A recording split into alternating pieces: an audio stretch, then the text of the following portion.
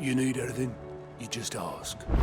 We might not have your uncle's resources, but resourcefulness, we've got in spades.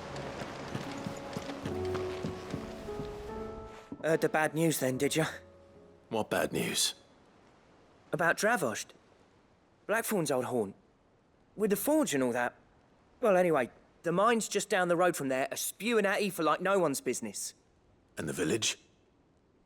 Safe from the flood for now, but they've got other problems. Akashic. Every creature in the area is either turned, or on the way to turning, apparently. Zoltan and the others are living on borrowed time. They need help, and quick. Doris sent a few curse breakers to keep an eye on things, but there's only so much a couple of scouts can do. Except get eaten. If something ain't done soon, the old place will be overrun. I won't let that happen. Didn't think you would. Does Blackthorn know? I thought it might be better if he didn't. He'd only do something stupid. You reckon we should tell him? No. It's better this way. Yeah, well... I can't stand about knowing what's happening out there, so I'm off. I'll see you in Dravost.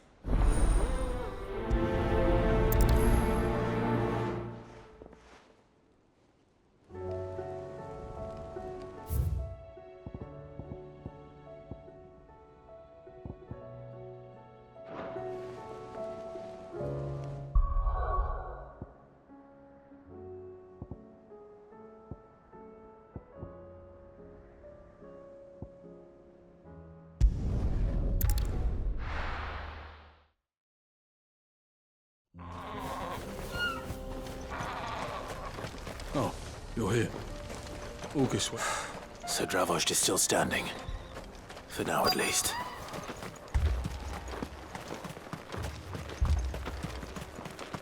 The brass neck of that girl. Everyone's coming together to fight for their lives, and she hasn't lowered her prices a gill.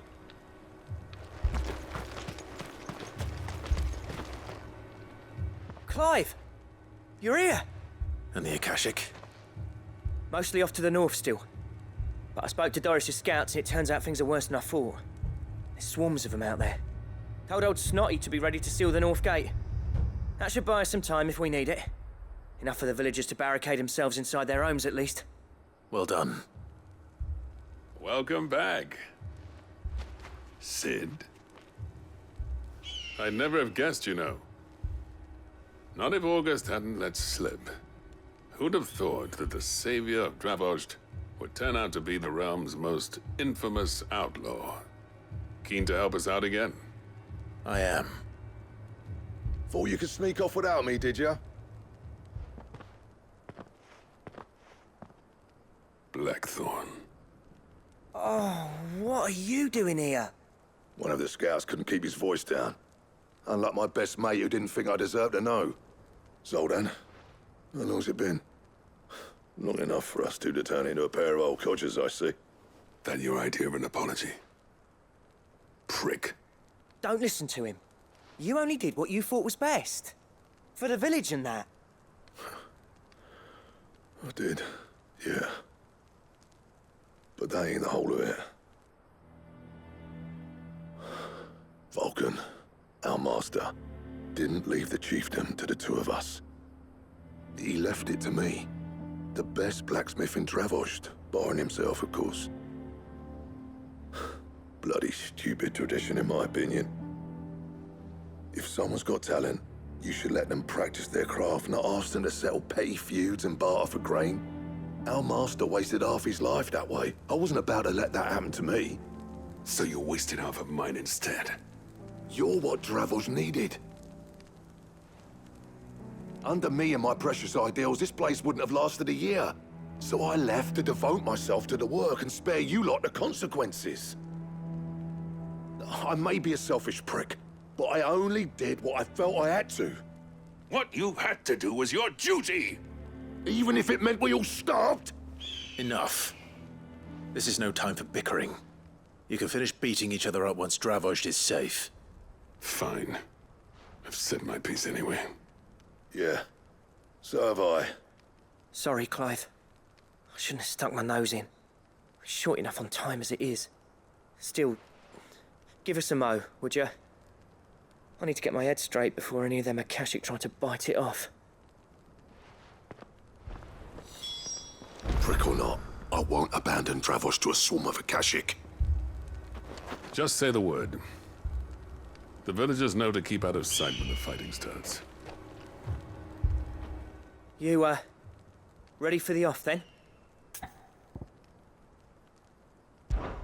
We can't afford to waste any more time. Right you are. Might be worth having one last word with the scouts, though. Don't want any nasty surprises, do we?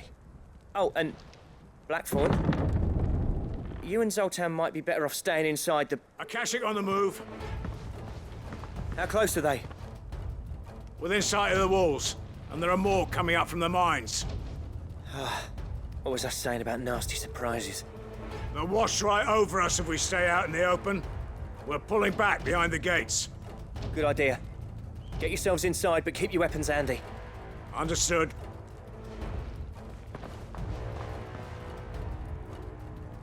I'm prepared to fight if I have to. Well, let's hope you don't. That's our job.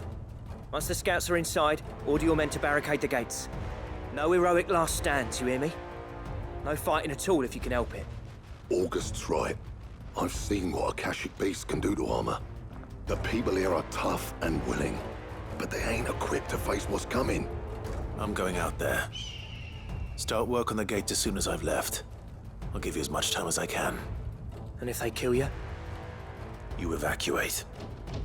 But it won't come to that. I promise.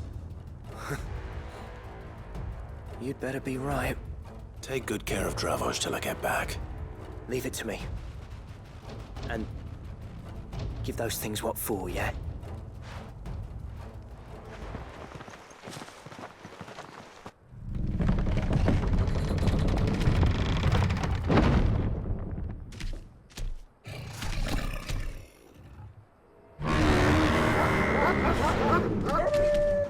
All right. Which one of you's first?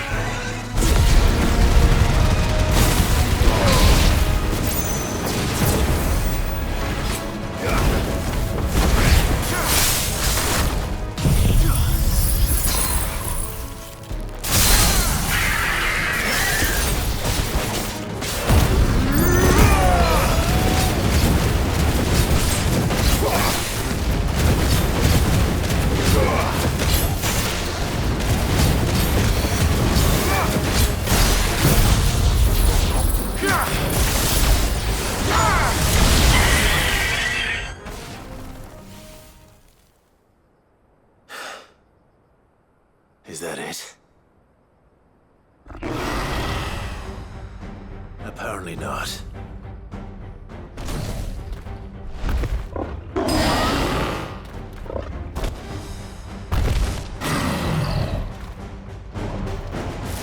Not getting past me.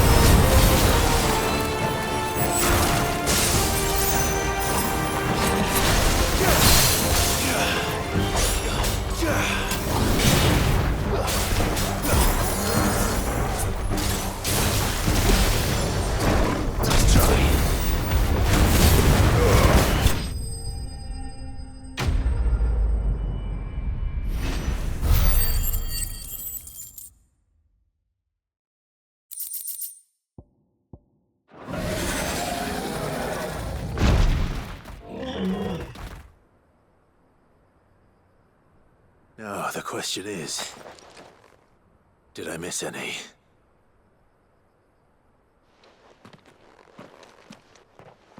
Man alive! You're still in one piece!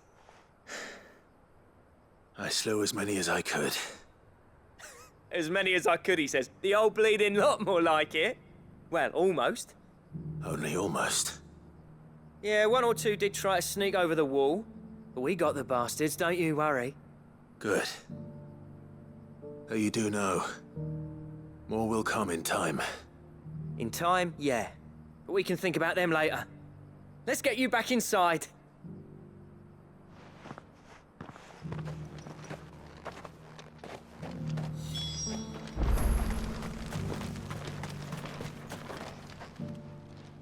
Sid! You're even more fearsome than your reputation. Enough to give those Akashic monsters nightmares. I almost felt sorry for the wretched things. But mostly, I felt grateful. Dravoged won't forget what you did today. I'm afraid I've only delayed the inevitable. There's no getting rid of that ether flood. Meaning that any living thing which stumbles into those mines will end up clawing at your walls again. And that's if the flood don't spread. If it does, well, I hate to say it, but the village's days are numbered. That may be, but we're staying just the same. With ether floods springing up all over, it's no less safe than anywhere, and more importantly, it's our home. We'll fortify the gates to the north, and I'll see that they're guarded day and night. All right. Then we'll give you a hand shoring up those defenses. As for you, Blackthorn, that's twice you've turned up when Dravos needed you. So, thanks. I shouldn't have stayed away so long. And I shouldn't have left without talking it over with you first. Too bloody right you shouldn't. Though I doubt I'd have listened. I always envied you. How you made everything look so easy when, for me, it was anything but. You leaving gave me the perfect excuse to hate you. And from that day on, I never once stopped to wonder what it would have been like if you'd stayed. But what you said earlier, it was true. You'd have been the death of this place. Finally, something we can agree on. I hope you see the sense of it eventually. You kept this place alive. Alive, perhaps. Wealthy even, but... Dravoged isn't what it once was. Our work used to be the pride of Dhalmekia. Now, we churn out the same rubbish day after day, because it's easy and turns a profit. It's not about the craft anymore. I wouldn't send my sons to war wearing the shit most of our smiths are making.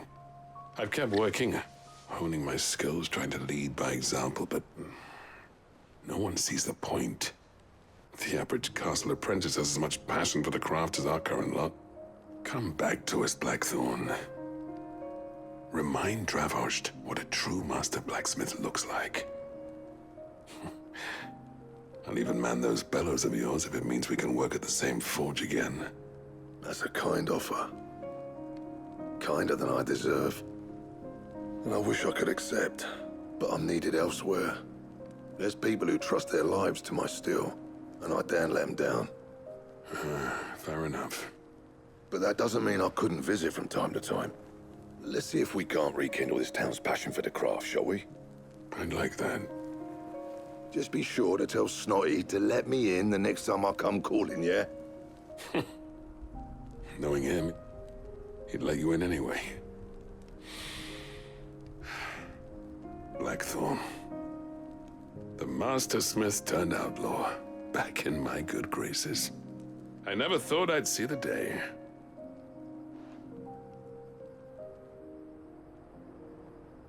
I'd say that went pretty well, wouldn't you? Even better than I'd hoped. Sid, I've got something for you.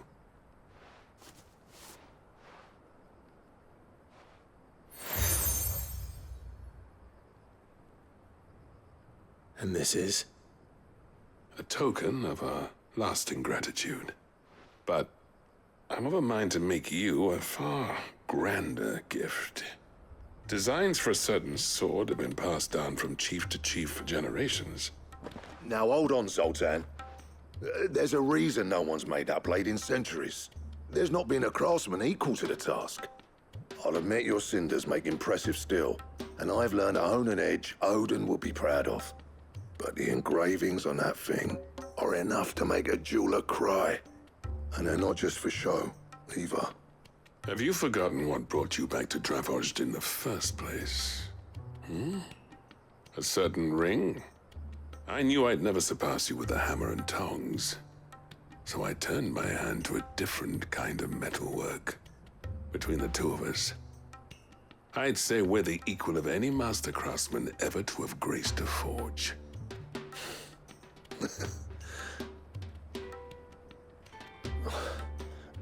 You know what? I think you might be right.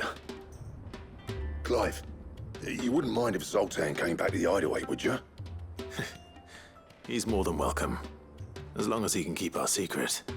Right. Zoltan, get your tools. We've got a legend to forge.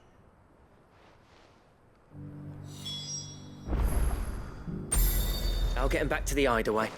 Don't you worry about that. With a little help from Blackthorn, I don't see why we can't restore Dravozd to its former glory. Barring ether floods, that is. I'll tell you what, Clive. If we pull this off, it will ruin every other sword you've ever held.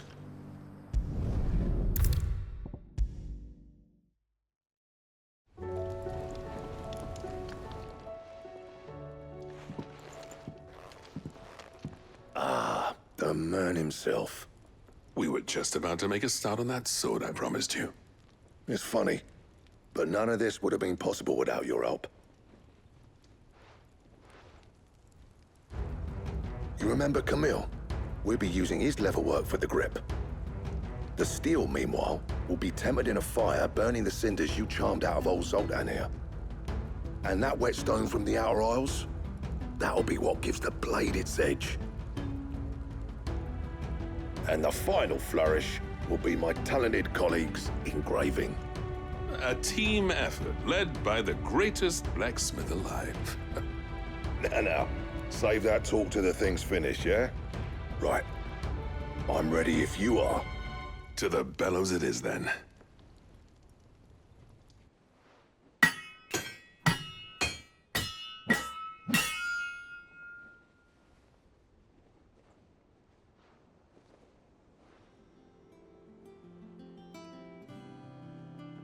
Well, bugger me. We actually did it.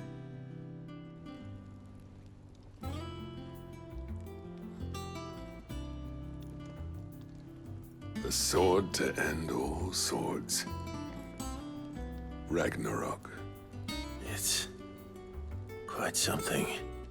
I, trust you'll take good care of it. Thank you. Both of you. So, does this make you pair the greatest craftsman alive, then? This?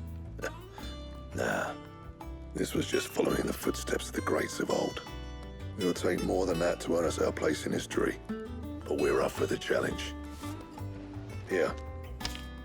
A list of materials. Zoltan and I got talking on the long road back from Dravozd. We reckon with those items there, we could craft something even better than the Ragnarok. Something worthy of a legendary outlaw like yourself. That's a weapon I'd like to see. You leave this list with me. I was hoping you'd say that. One legend at a time, eh, lads? Before you start on the next, who fancies raising a cup to Friendship Reforged? Good idea. No more drinking to forget my past. It's about time I had something to celebrate. Then tap the kegs! Vulcan's boys are on their way!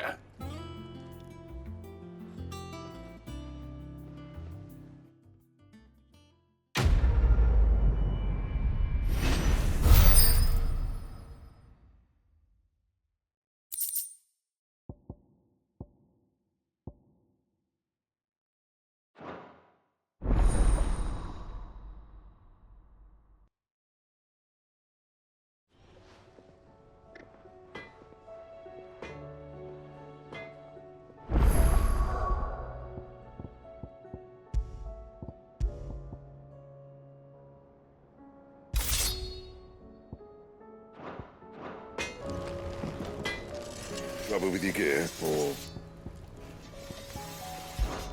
Yeah. The weight of all that shit.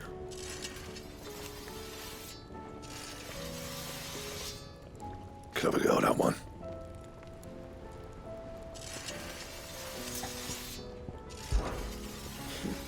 I never thought me and Zoltan would ever speak again, let alone work together.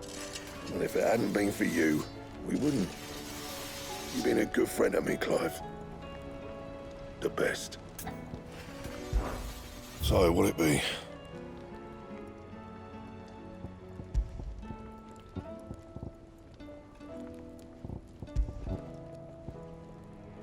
Don't waste my time. You ain't got the stuff. Bring me the materials, and I'll think about it. And? The stew's awfully thin these days.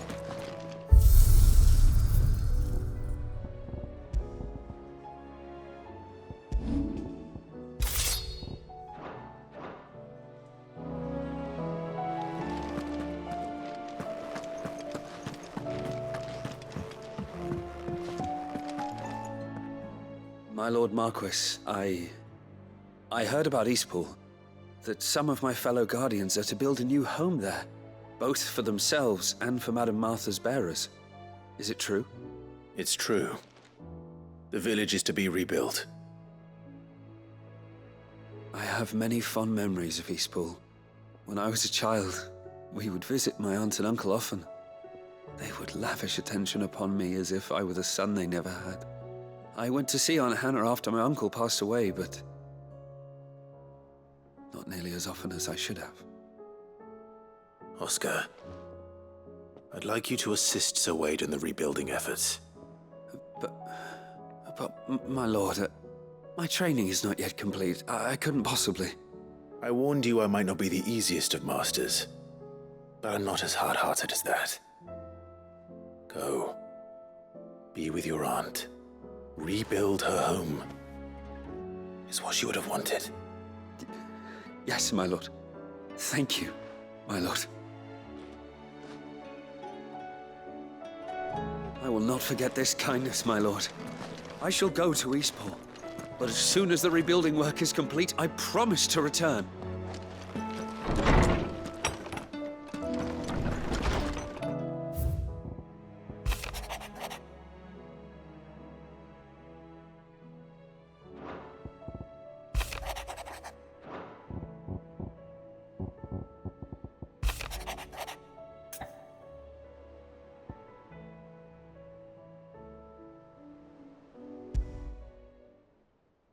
There's no way of knowing if Doris will confide in me, but I can speak to her at least.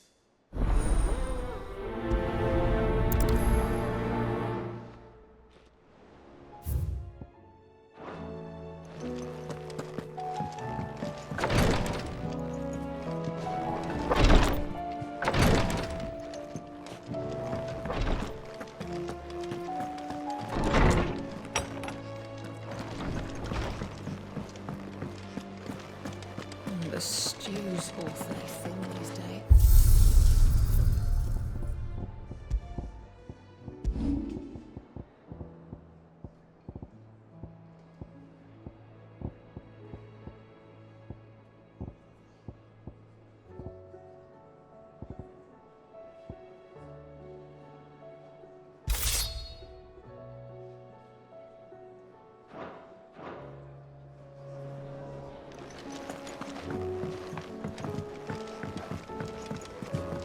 Come back.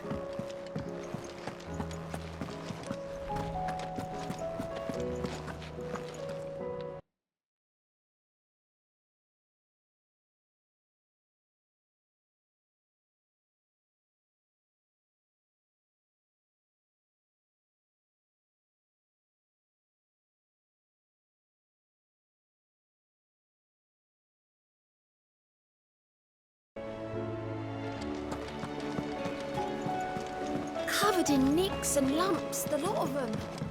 It's a wonder they can still walk.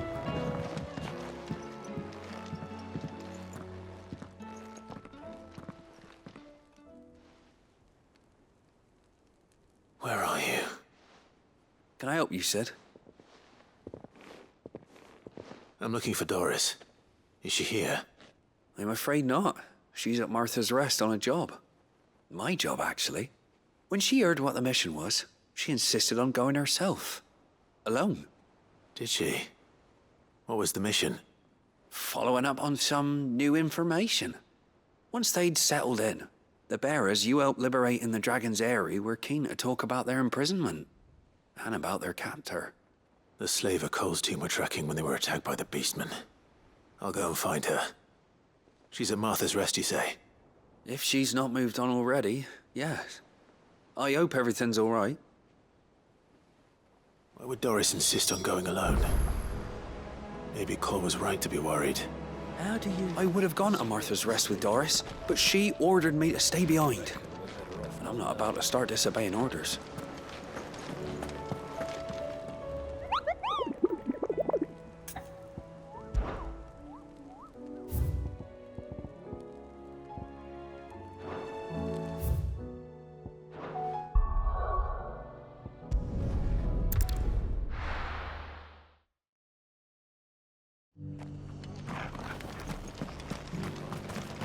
Doris should be somewhere nearby. Assuming she's still here.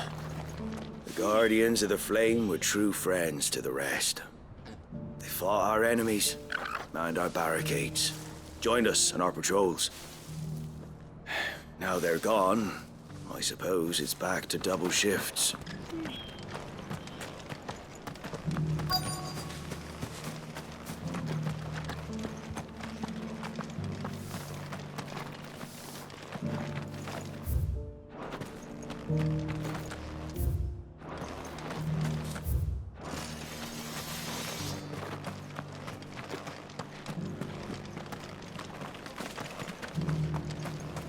I've got greens of Looking all for shelter. shapes and sizes. Colours inside. too. I'll introduce you to Martha. Just because the heavens have gone to reckon me, couldn't you? Anything catch your eye?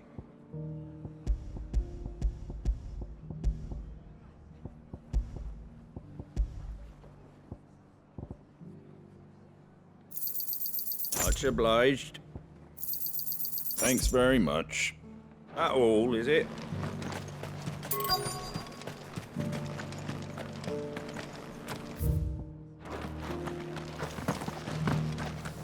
It doesn't still hurt, does it? It's been a pleasure, Doris. Just like old times. I'll give your offer some thought, my lady. How goes the investigation? Sid, what brings you to Martha's Rest? You. I heard you were out here on your own, tracking our slaver. I trust you're being careful. Of course. And it had to be me. The bearers from the Dragon's Eyrie confirmed a long-held suspicion of mine that the slaver we've been tracking is an old acquaintance. She's no fool. If we'd come in force, she would have spotted us straight away, and then vanished without a trace. That was her just now, wasn't it? So, was it a fruitful reunion? I'd say so. She tried to recruit me. Seems her time in Rosaria is coming to an end. She's abducted bearers from across the region and is looking to smuggle them back into Sambrec. After her brush with those beastmen on the road to Northreach, she hired herself an Imperial escort, which she wants me to join.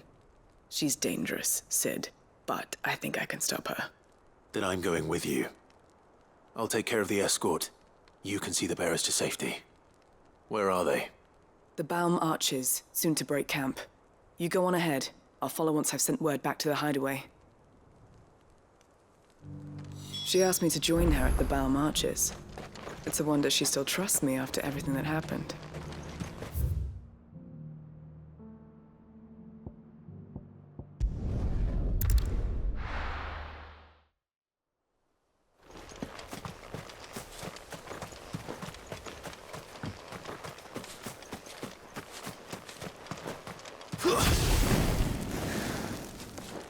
No use calling Ambrosia now.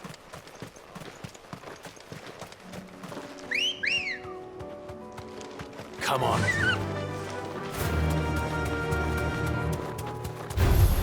All right.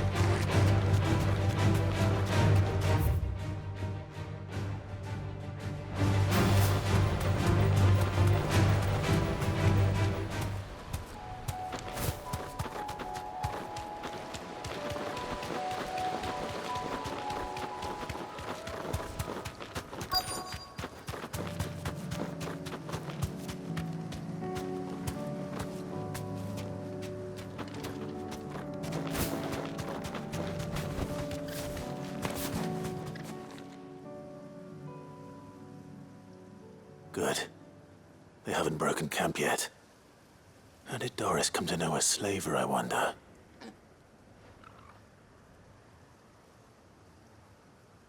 We've waited long enough. She's not coming.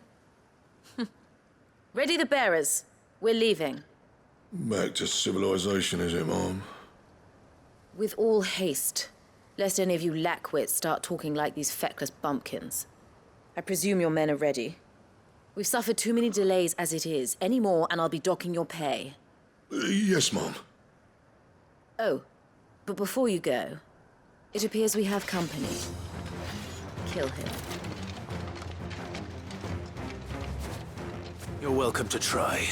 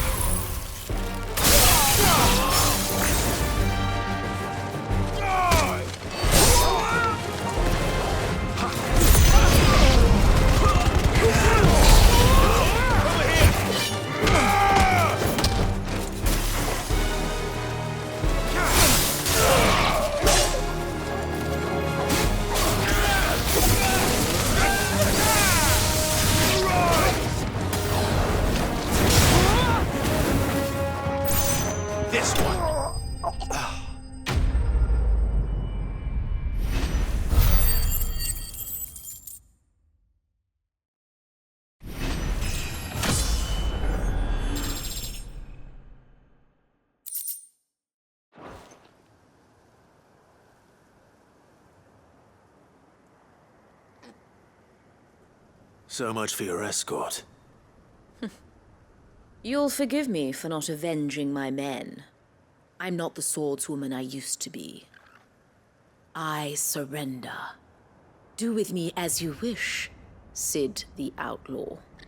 Cid! Ah, Doris. I take it you're not here to rescue me from our brooding renegade? You know, I always wondered where you'd vanished to. But casting your lot with this criminal of all people. Better fighting for a cause than killing for coin. I'm sorry, Cid. I should have told you sooner. This woman, my former master, once trained bearer children to be weapons in service of the highest bidder. She raised me like a daughter. And I did terrible things to earn her favor. It wasn't all terrible, surely. We had our fun, too. You were always so eager to learn, and had such clever hands. All my other children took either to the blade or to the books. Always either or. But you proved yourself a master of both. That's why I kept you for my own. How about it, my little dagger? Care to swear that blade to me again? I never swore my blade to you, nor will I ever. I fight for a higher cause, to liberate the bearers of this world. Farewell, Master. Thank you for making me the weapon I am. You always were a righteous child. Perhaps that's the reason I loved you so.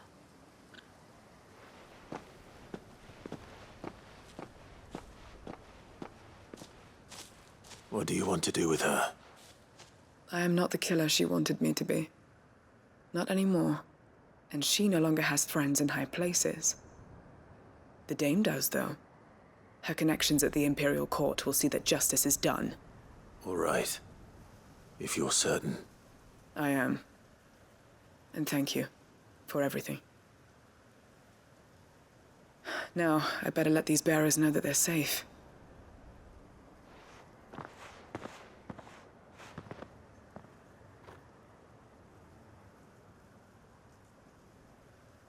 And I should head back to the hideaway and put Cole's mind at ease.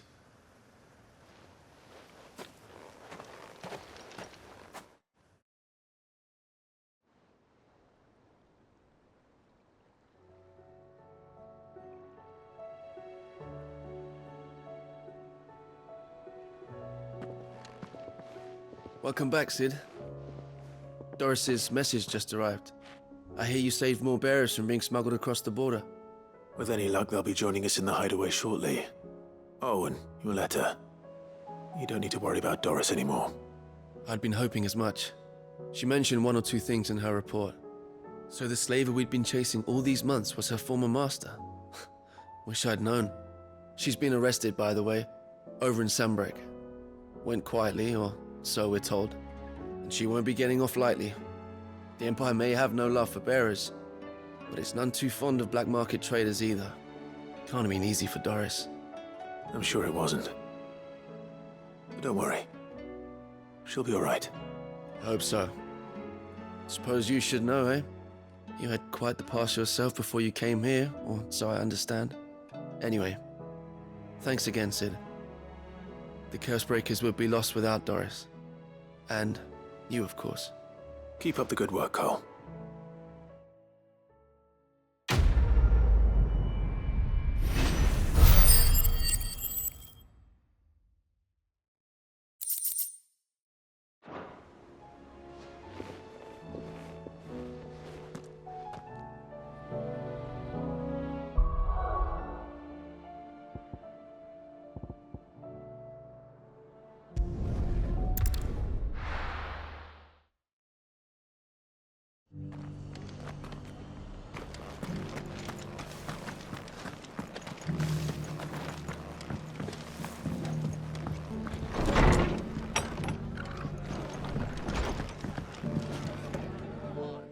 Clive, I was just about to send for you.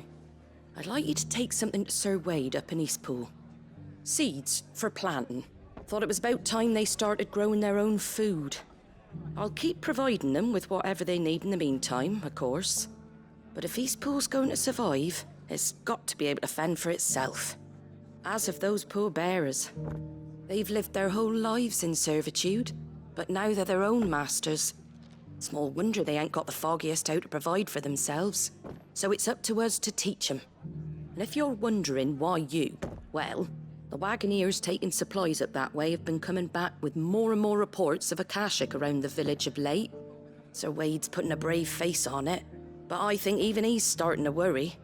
And if he's likely to share those concerns with anyone, it's you. All right. Thanks. Wouldn't ask if I didn't have to. There. That should be enough to keep him in Ghazal Greens for a few years at least.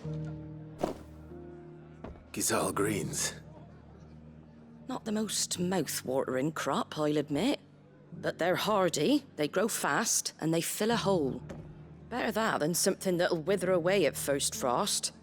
And chocobos love 'em too, which is no small thing.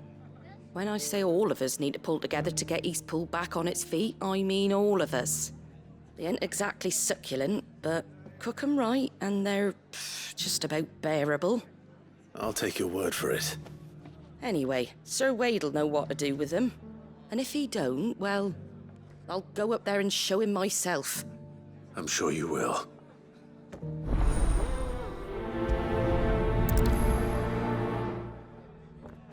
Get them Ghazal green seeds up to Sir Wade in Eastpool, would you? And while you're there, ask him what the situation is with the Akashic over that way. He might actually tell you the truth.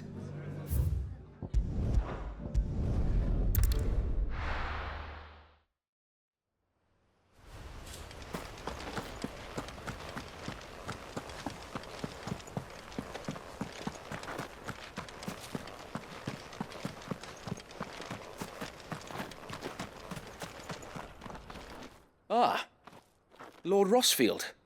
What brings you to Eastpool? A delivery from Martha.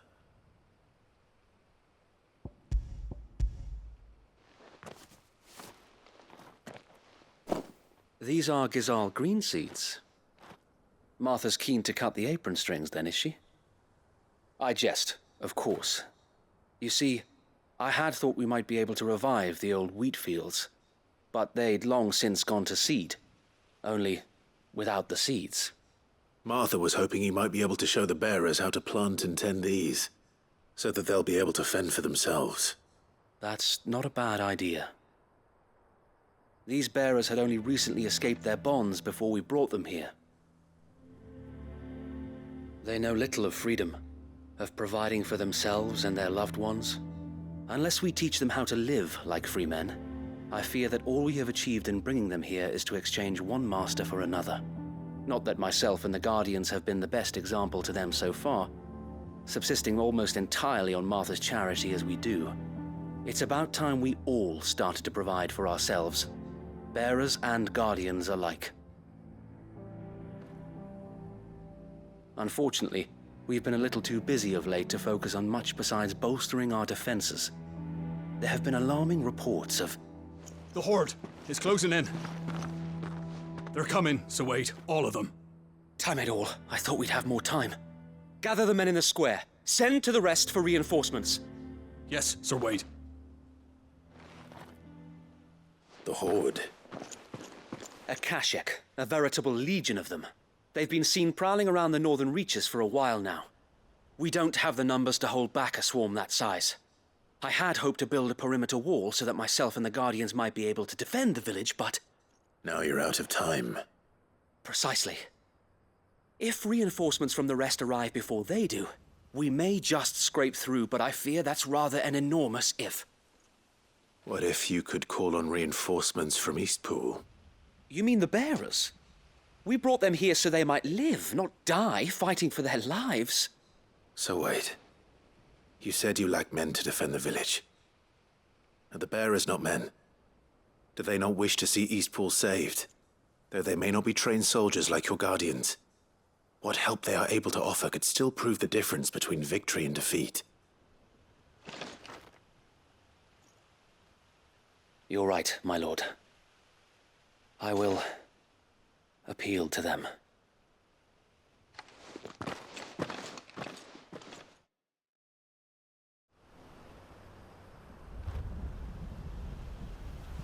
My friends, I humbly beg your aid. We Guardians are few and our enemies many.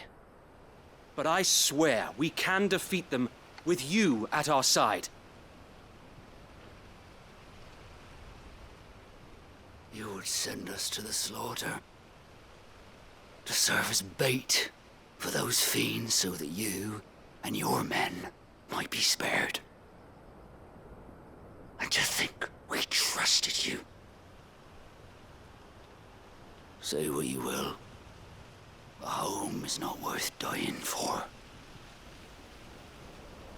But it is worth fighting for. Sir Wade fights to give you lot a chance. Just like I do. Just like Sid does. We all wanted to give you a home where you could be free. And you got one, didn't you? This place, Eastpool. This is your village. Your home. And if you don't fight to protect what's yours, you'll lose it. You know I'm right. This world wants to take everything from you. Everything. Your homes, your freedom, your very lives. So then, are you going to stand by and let that happen to you? Are you going to accept fate like good little Bran did and die, having never stood up for yourselves? Or will you fight like free men and women?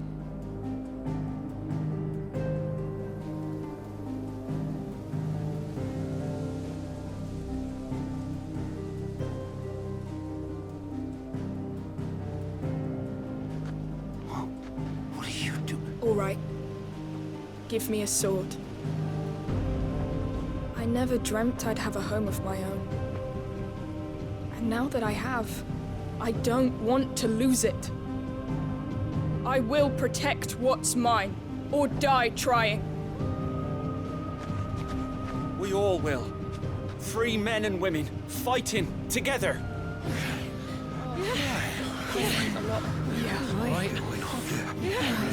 For Eastpool! For Eastpool!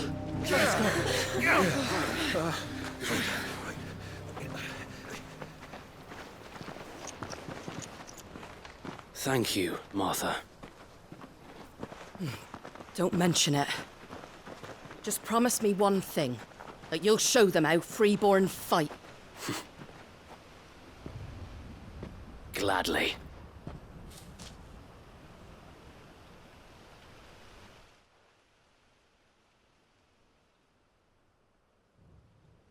Well, if it was numbers you were lacking, you certainly won't be now. Thanks to you. Me?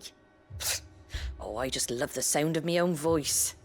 Lord Rossfield, my lady, we're ready. So what's the plan of action? We'll divide our forces into several small detachments, each made up of guardians, bearers, and guards from the rest. These will position themselves at strategic points around the village. Upon engaging with the Akashic, each detachment will keep the creatures occupied as best they can, steadily retreating all the while. You're going to lure them into the village? I am. We will have neither the time nor the resources to treat the wounded, so injuries must be avoided at all costs. Instead, we will focus purely on defense at first. By coordinating our withdrawal through the use of messengers drawn from among the bearers, we will aim to have the swarm converge at a point of our choosing. With luck, that point will be the village square, the perfect place for our most able warriors to surround them and fall upon them, and for you and I to finish them off. A sound plan, but one that'll require a leader with a cool head and strong nerves to coordinate the retreat. I'd say you have both in abundance, Sir Wade, but you'll be needed. Please, leave the last of the fighting to me. Ha! And let you have all the glory. Sir Wade! They're here! Then you know what you must do. We work together, everyone playing their part, each shielding the other that no man might fall, that Eastpool might live on. For Rosaria! For Rosaria! We've no time to argue, my lord. I'll do as you ask. And I will do as you ask. Suppose we'd better do our bit too then, eh? Right you are, Martha.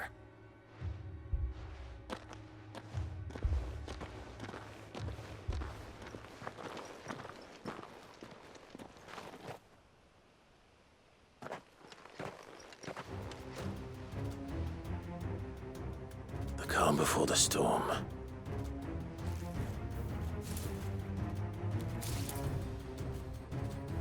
And here it comes. I will not let this village fall.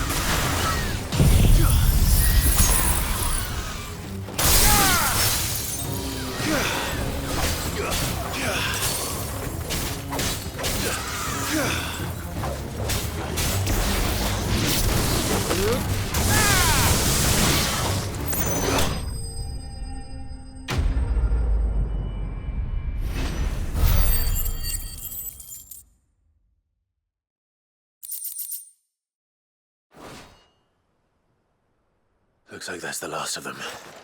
Lord Rosfield! Change of plan! What is it? Owl from the rest. An Akashic Curl's been sighted on Rhiannon's Ride and is headed in their direction. Well, the better half of her guard is here. So wait, how many Akashic remain in Eastpool? Hard to say. My men are still facing some resistance, but I think the worst is behind us. I could order a detachment or two to fall back and... No. Let them finish the job. You stay here too, Sir Wade. Your men need you. I'll go after the Curl. Join me only when Eastpool is won. If you're sure, my lord. May the Founder protect you.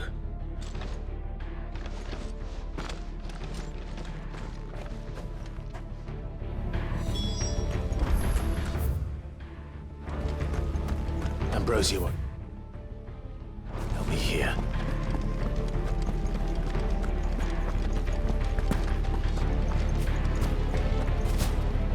Next one's mine. I might not know one end of a sword from the other, but I can roast the bastards. The Curl was sighted on Rhiannon's Ride back towards Martha's Rest. Founder speed you, my lord. Eastpool will be safe in our hands, my lord. You have my word.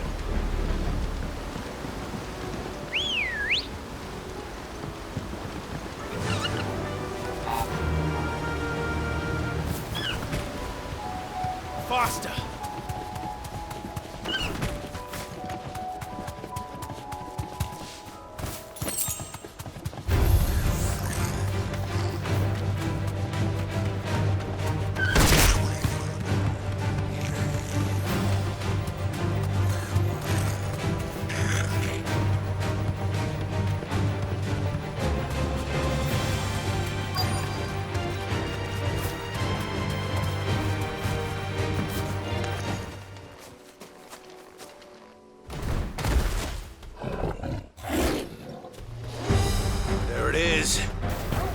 With me, Torgal.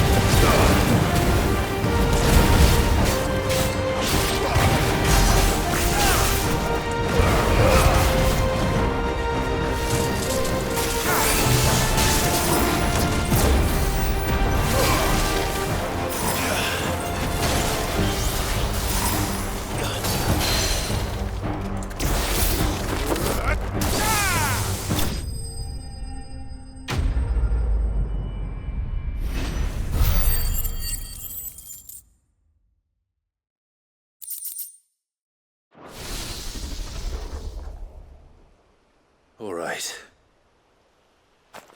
Back to Eastpool.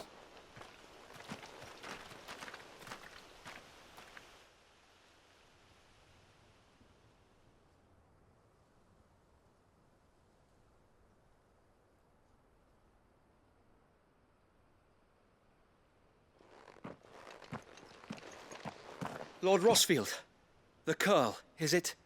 It's dead. Thank the Founder for that. And for you, my lord. We were able to eradicate the rest of the Horde. I have guardians posted around the village to keep watch for further attacks, but all seems quiet for now.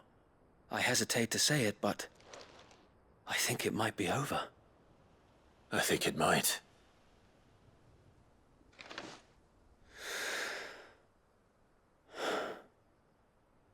We did it. We saved Eastpool.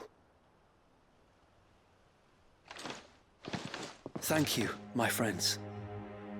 Thank you. No, Sir Wade. It's us who should be thanking you. You brought us together. Showed us what it means to fight for what you hold dear. We never had nothing to call our own before. We didn't know what it meant to protect it, but now we do. We really do. Forgive us, Sir Wade. You and your people saved us, and still we doubted you. But there's no doubt in my mind anymore. We're free men now, so we have to start acting like it.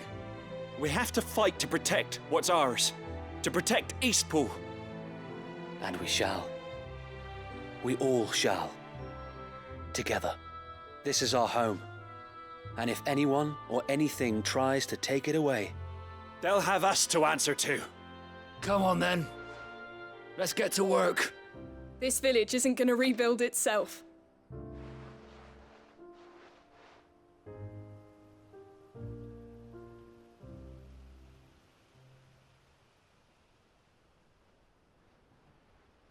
They're not slaves anymore. no. They're Rosarians. Your father took pity on the bearer's plight, and I believe if he was still with us today, this is what he would have wanted. I believe you might be right. I shall remain here, my lord, and do what I can to help rebuild the village. After all, this is my home now too, and I could hardly call myself an Eastpoolian if I didn't pull my weight. I think you'll find it's Eastpudlian, Sir Wade. But you should be proud all the same. I'll have to pull my weight too. Can't have the rest getting outclassed. Speaking of which, I ought to be getting back. Can we continue to count on your support, Martha? Of course, and I'll be counting on yours too. Us Rosarians have got to stick together, haven't we? Indeed we have. And Clive, come by the Golden Stables when you get the chance. I ain't paid you for delivering them seeds yet. All right. I will.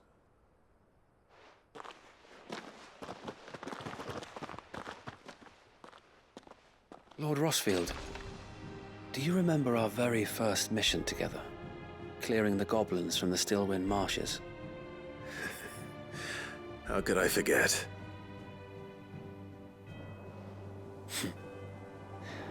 There's one sight that I shall never forget.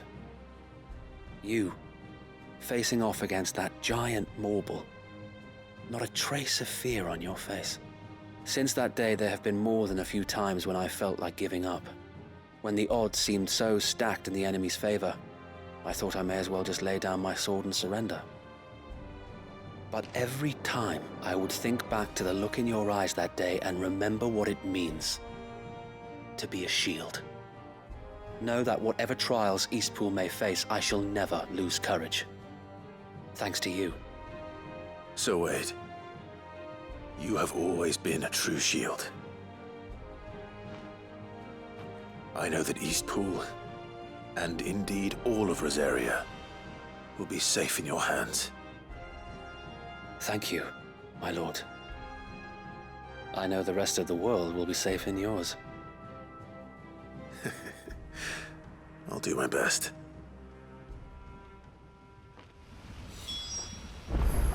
Thank you again for all you have done for me and mine, my lord. You may rest assured that Eastpool will be safe in my hands. Thanks to you. We defended Eastpool. Thank you, my lord. You showed us what it means to fight for what's ours, and we shall strive to follow in your footsteps.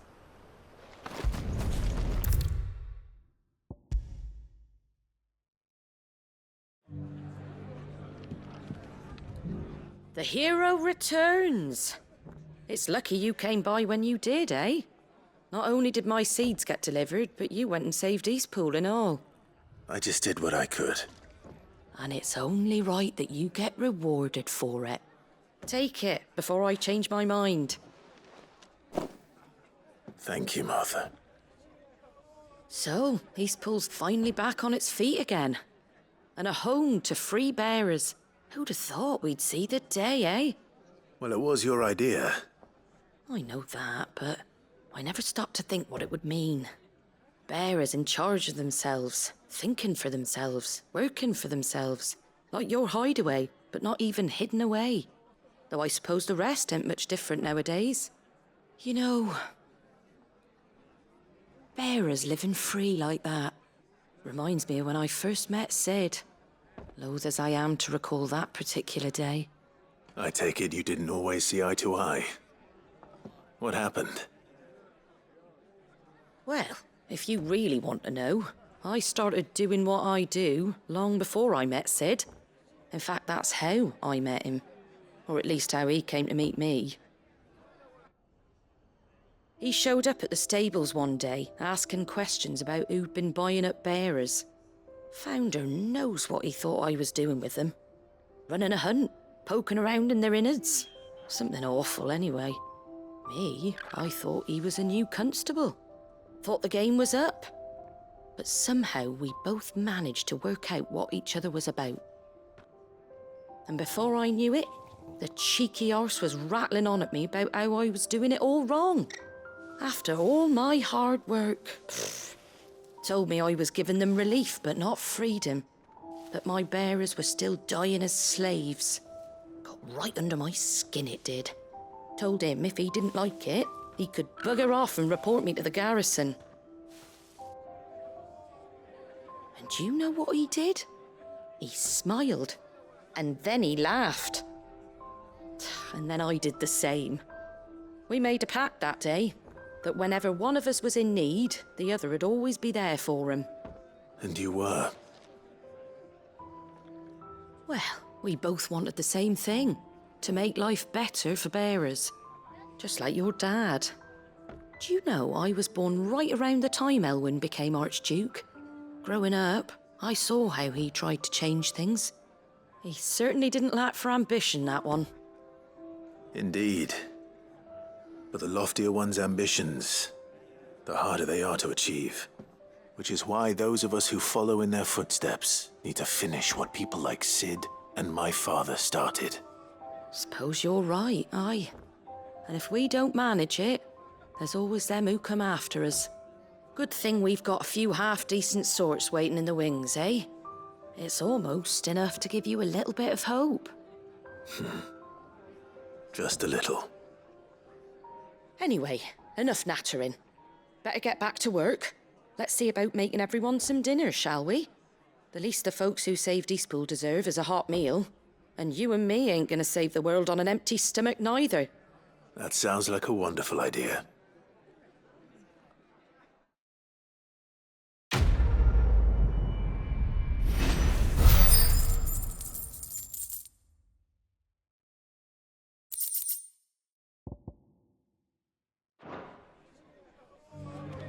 Don't worry, Clive. You went alone in this fight.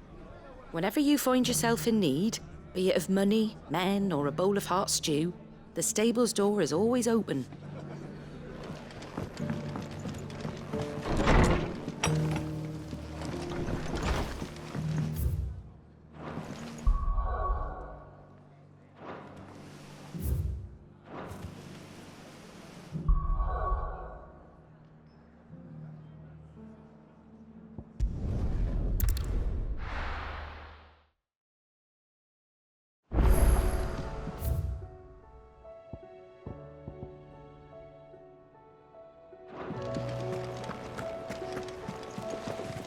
Covered in nicks and lumps, the lot of them.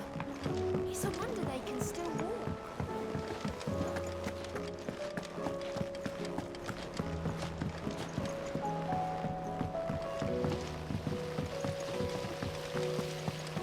Then again, why settle for low-born chaff when we've honest-to-goodness royalty right here beneath our roof?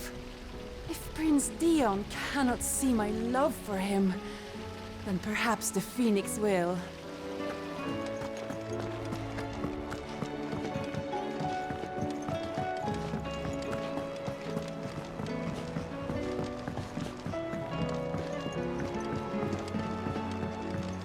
How was she? With Canva in the hands of Akashic. We'll need to find another port. Preferably one as well hidden as the ironworks. Sid. Just the man I was hoping to see. Did you have a mo? Don't tell me. You need more bomb ash. Oh no, we still got plenty of that left. I'm working on bringing another one of the Chief's designs to life. This time, it's a new smelter. It's got a reverberatory hood over the top for additional thermo amplification and a system of reciprocal recirculatory regenerators that let's just say it gets very blimmin' hot. A heck of a lot hotter than anything Blackthorn's got in his forge, that's for certain. Only mithril engines get hotter, and you can't chuck ore in one of them and get metal out the other end. Trouble is, we won't be able to make out of any old rubbish neither. We need the good stuff. And I hear you once helped Helena get her hands on exactly that. Any chance you could help me too?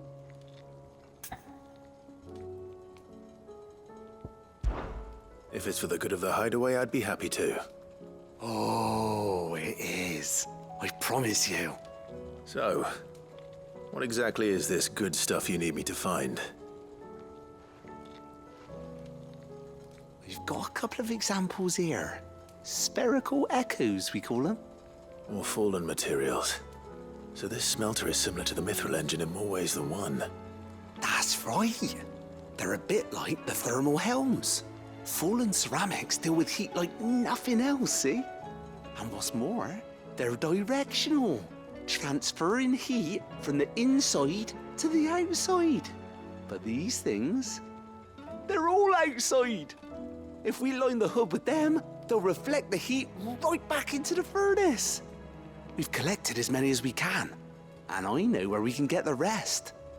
Trouble is, they're all watched over by their bigger, uglier cousins. So you want me to visit some ruins, destroy some echoes, and bring back the spheres they're guarding? That's it in a nutshell, yeah. We're only 3 short, mind, and we know exactly where they are. There's one up Amber Way, in that ruin that they call Lost Plume, and another in the Silent South, over in Dalmekia. Last one is in the ruins of Advent, which is in the Empire. All right then. Wish me luck. Will do. I'll be keeping all my fingers and toes crossed.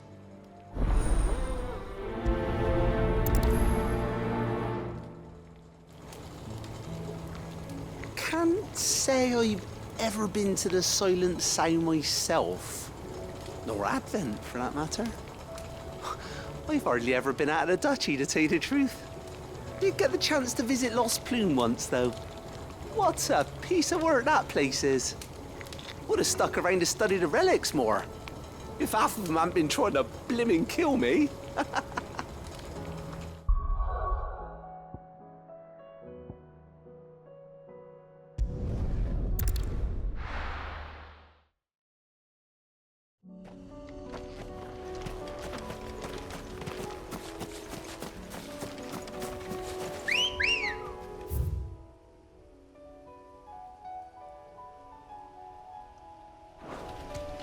Good girl. Fly, Ambrosia.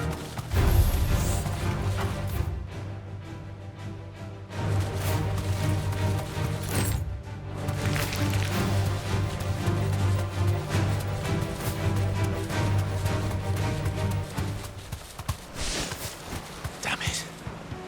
The whole village is turned. No need to ride from here.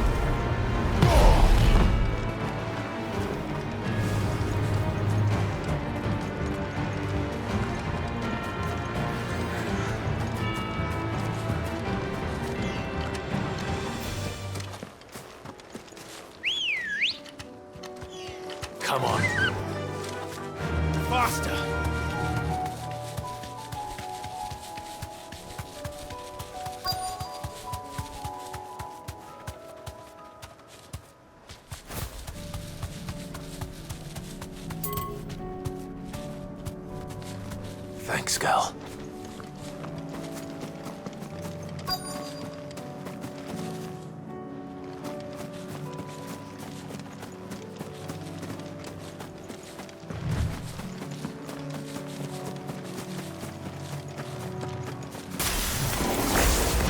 We need to deal with these ones first.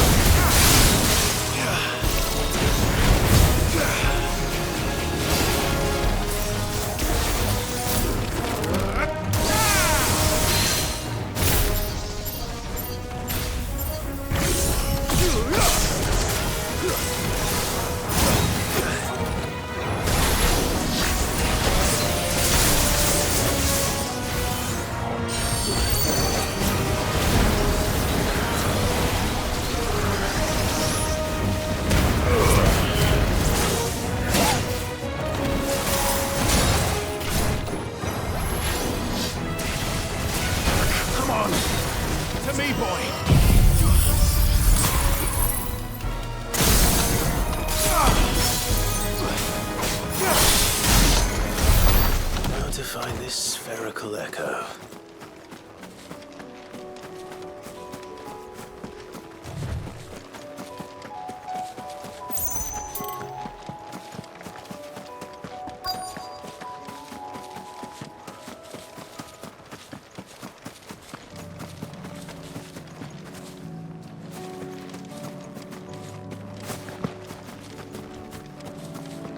Yeah.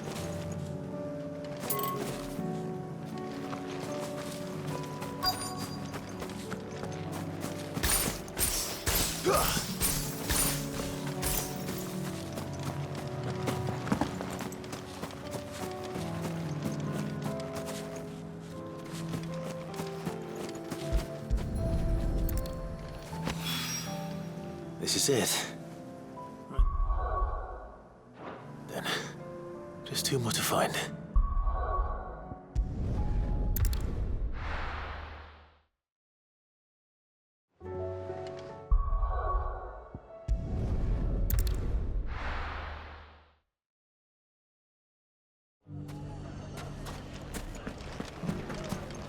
Take that, you naughty thief!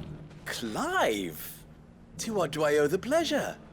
I just wanted to see how the town's been faring since you brought everyone together.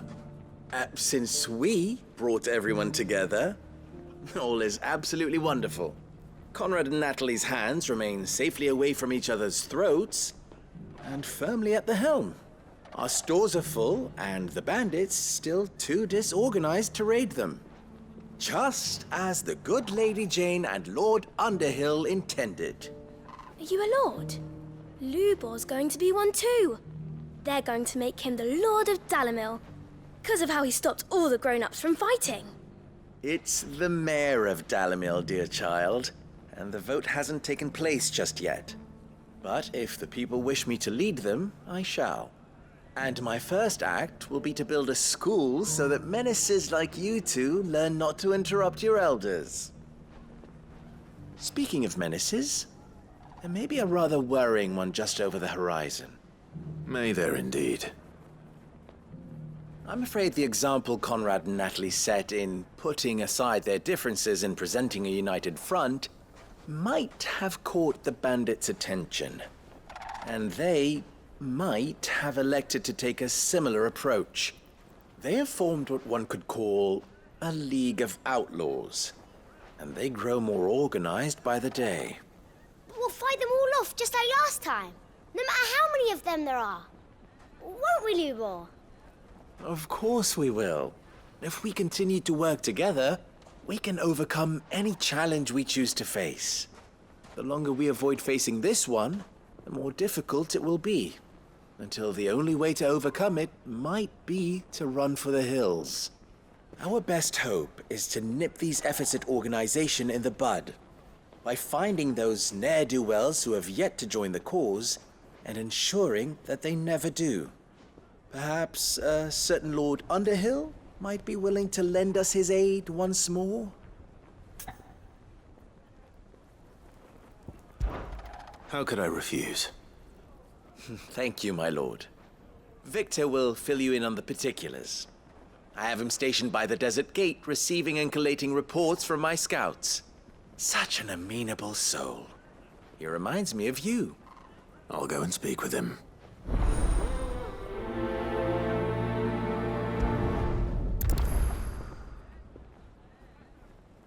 What's the difference between a lord and a mayor? That's easy. One of them swings a sword, the other forges them.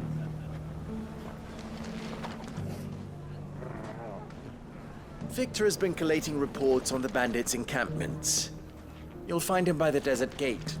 I'm sure if he has anything to ask of you, it will be simple enough. A League of Outlaws. Sounds like we have some competition.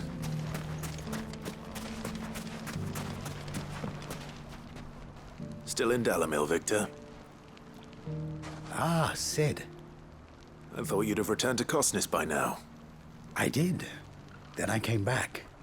I've developed something of a fondness for the place. And having worked so hard to see it saved from one fate, it would seem remiss to abandon it to another. A sentiment Master Lubor certainly isn't shy about exploiting. Hence my doing his bidding yet again.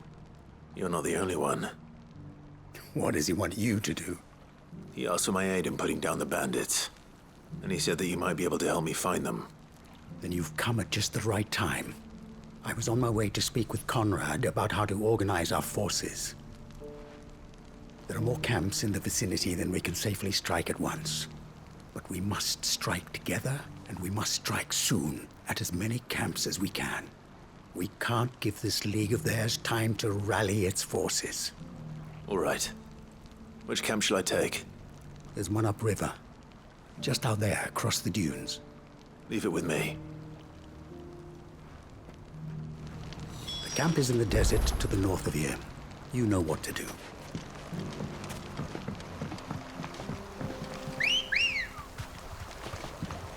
Ready, go? Run like the wind. Those ne'er-do-wells.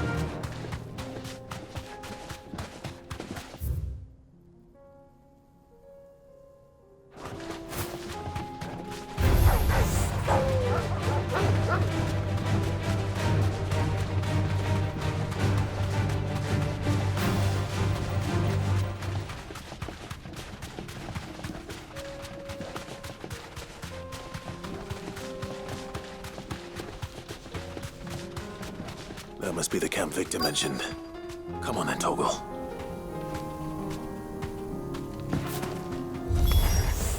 That's him! The one who kills not! Fingers! Take his head off!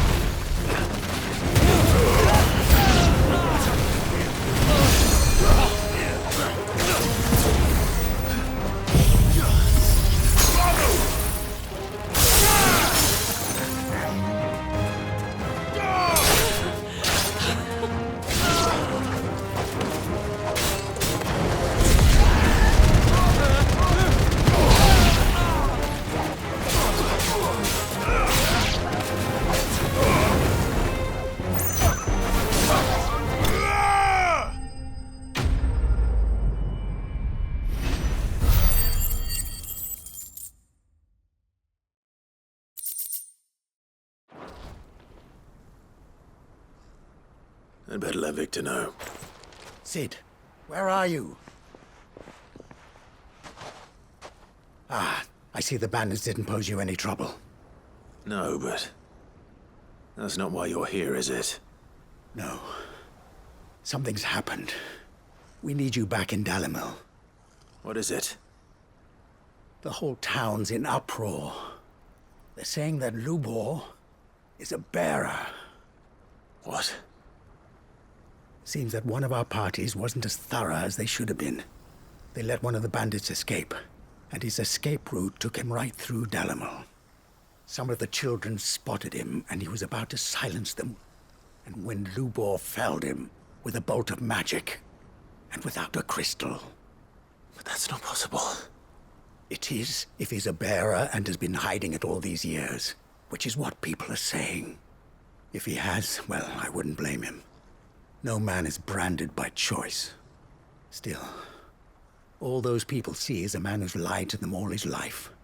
One who was made a leader of himself when the world believed he should have been a slave. Fuck. I don't know where we go from here, but I know one thing. Lubor needs all the friends he can get right now. You're right.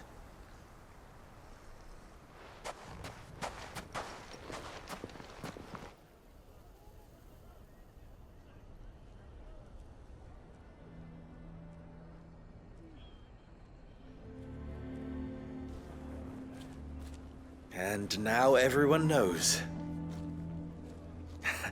I made it a habit to keep a crystal close at hand for just such an occasion.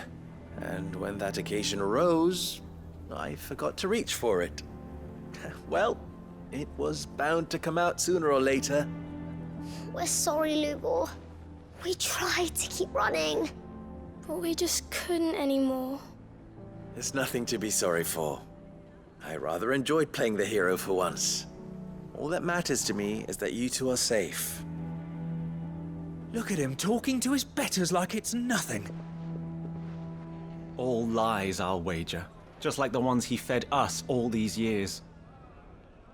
Once people make up their minds, it's hard to change them. We need to do something, and quickly. Convince the people not to let their prejudices blind them. Convince them that nothing has changed. That their enemy lies outside these walls, not within them. You're right. We should speak to everyone. I'm glad you agree. I'll handle the townsfolk. I'm a Dalmec born and bred. They listen to me.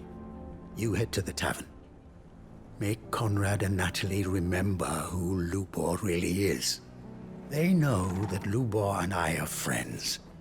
I might not make for the most impartial of interlocutors. Lord Underhill of Randalar's League of Merchants, however, is a trusted and impartial mediator of note. I'll do what I can.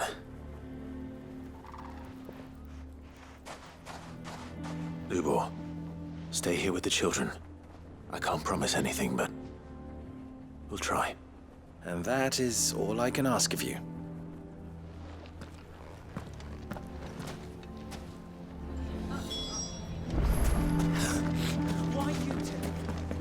Thank you, Clive.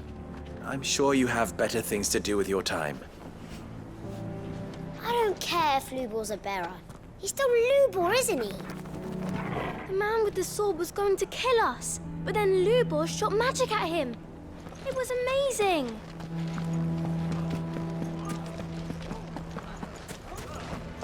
Why do they always have to make such a fuss outside? He knew all along that he was playing us for fools.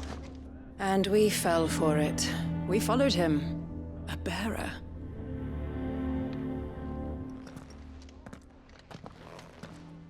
Forgive me for disturbing you, but could I have a moment of your time? I've seen your face before. As have I. Lord Underhill, wasn't it? Of the League of Merchants.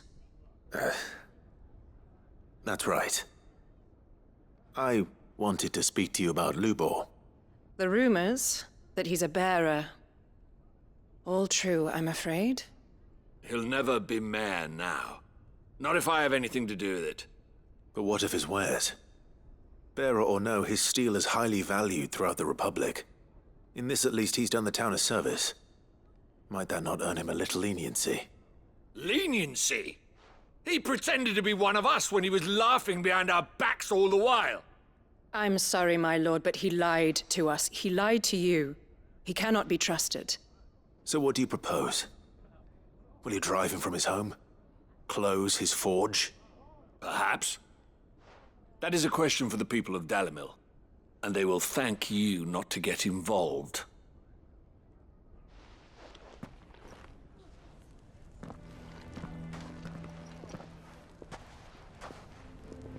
The townsfolk have made their minds up. There was nothing I could do. Nor I. Conrad and Natalie refused to consider anything but their own wounded pride. You never know. Once their anger is cooled, they might see things differently. For now, we should report back to Lubor. All right.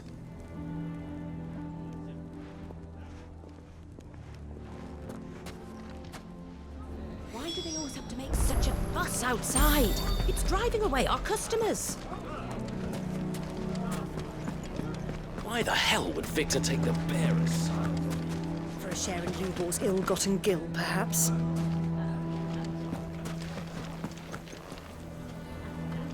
I assume the situation is hopeless? There's still hope. But...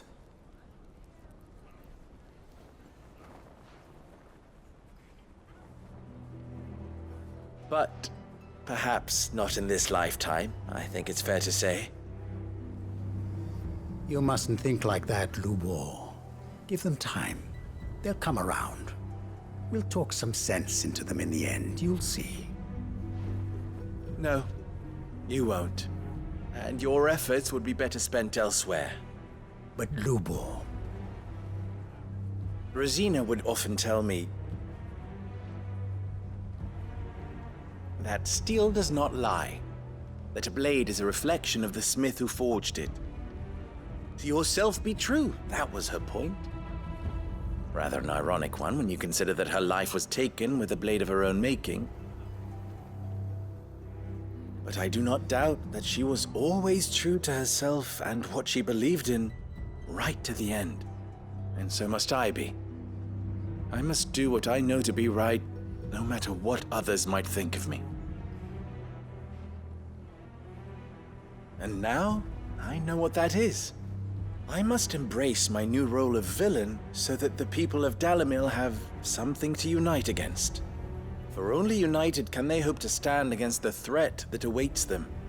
I'll need to make a suitably dramatic exit, of course. Don't go, Lubor. You're the only one who was ever kind to us. We'll be all alone. Again. Trust me, little ones. It is for the best that I go. Not only for the town, but for you, too.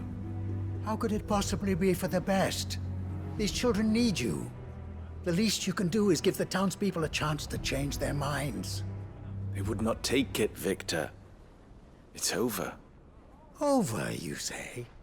And so just like that, you're going to throw this town and these children to the wolves?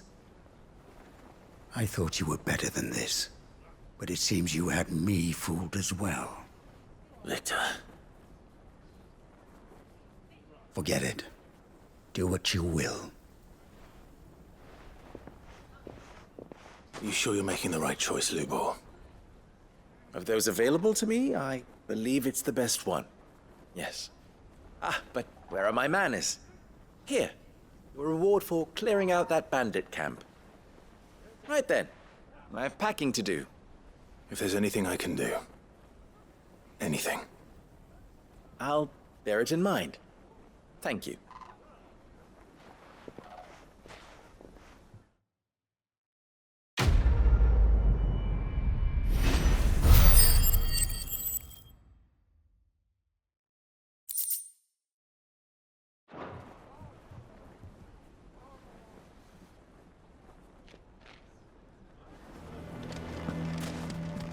If you're going to try and convince me to stay, save your breath.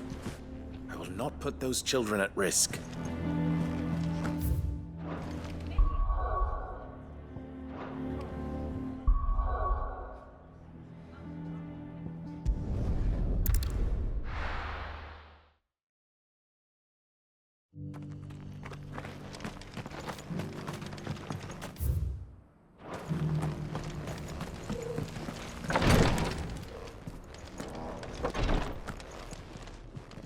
Lord Rosfield, is there aught the Undying might assist you with this day? Perhaps. My brother said that your order was helping him with his quest to uncover Ultima's origins. Have you learned anything of note since last we spoke? Little unless, I regret to report. I see. Be assured, however, that we will not rest until the truth is known. Even now, our archaeologians scour ruins in every corner of the realm for traces of Ultima's touch. Fallen ruins, I take it. Dating back as far as Phoenix Gate. Indeed. Ultima's thralls are oft sighted among the remnants of the fallen civilization, as if protecting the secrets concealed within. Secrets we'd see unearthed. Should our methods be of interest, my lord, mayhap it would please you to observe some of our number at work. Would that be possible? Of course. A survey is being conducted not far from here. Perchance you are familiar with Kretov, a small hamlet built around a fallen airship. I was due to visit my colleagues there to collect their preliminary findings, but if you would consent to do so in my stead, I'm sure that they would be honored to relate any discoveries they have made to you directly.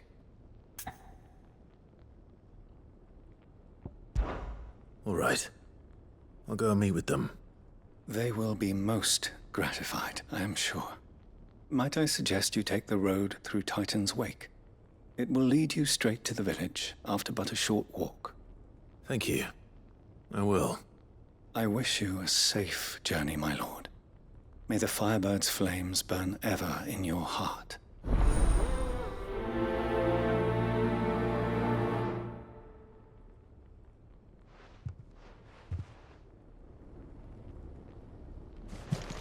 My colleagues await you in Kretov, my lord. But say the word, and they will be only too glad to share their findings.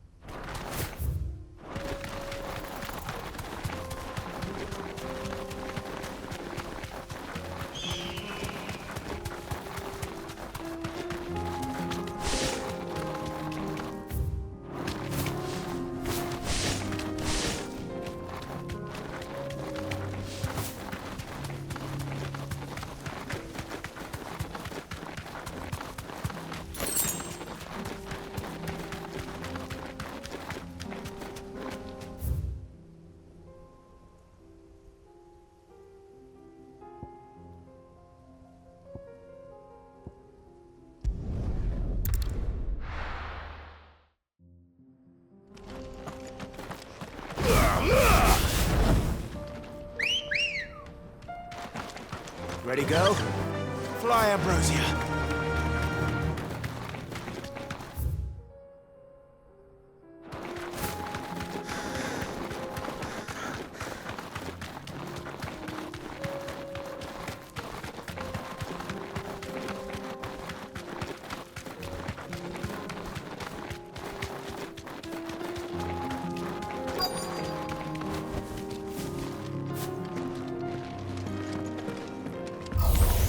This might take a while.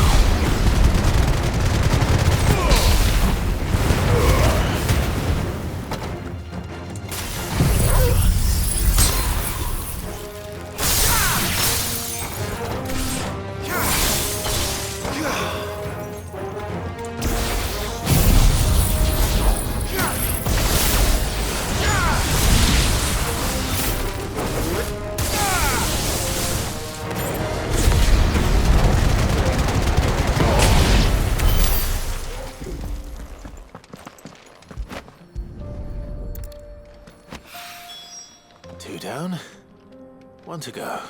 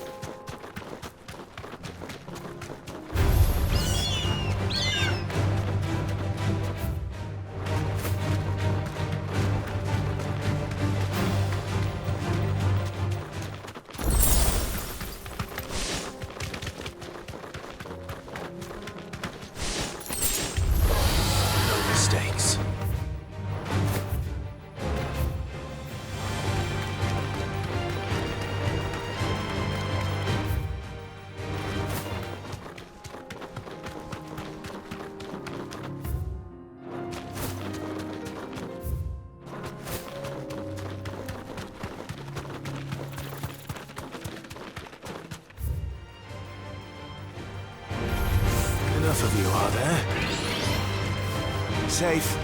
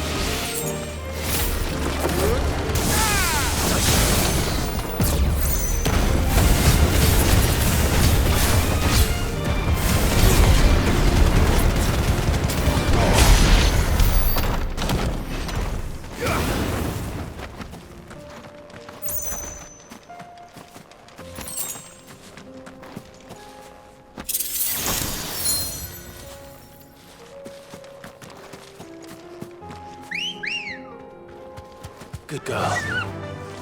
Faster!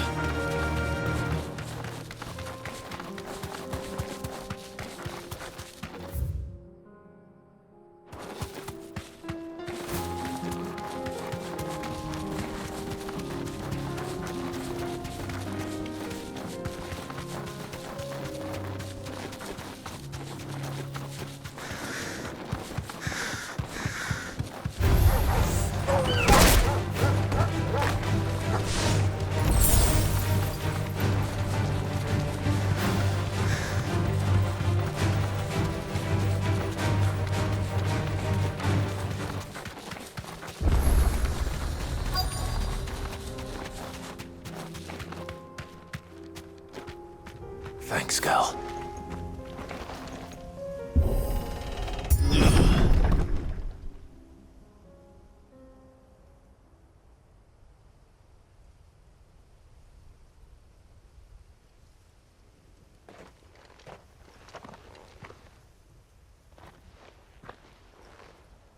Oh no.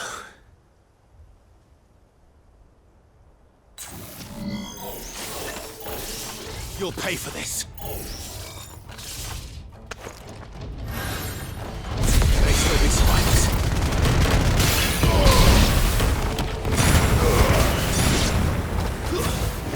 Stay down.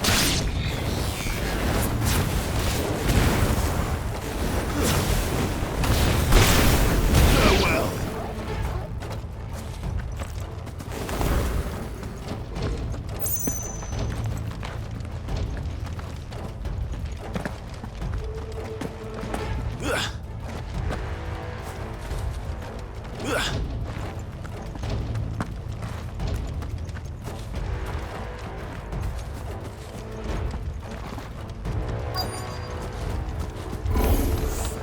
Whatever that thing is, I'd say it's their leader.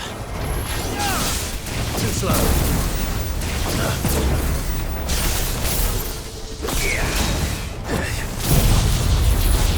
Got her, Tom.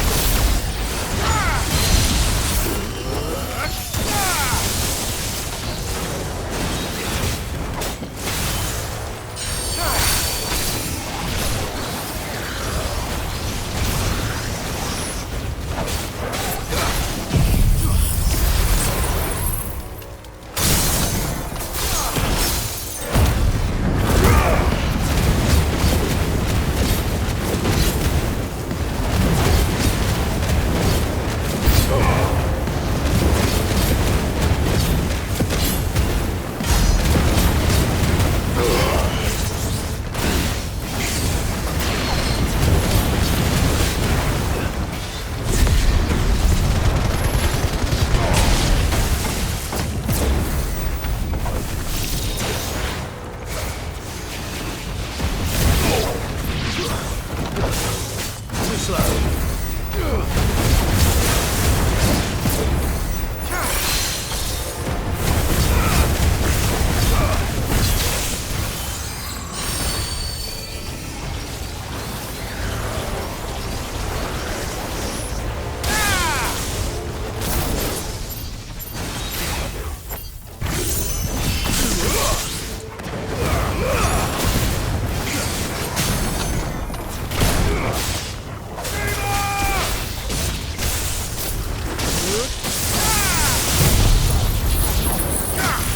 Farewell.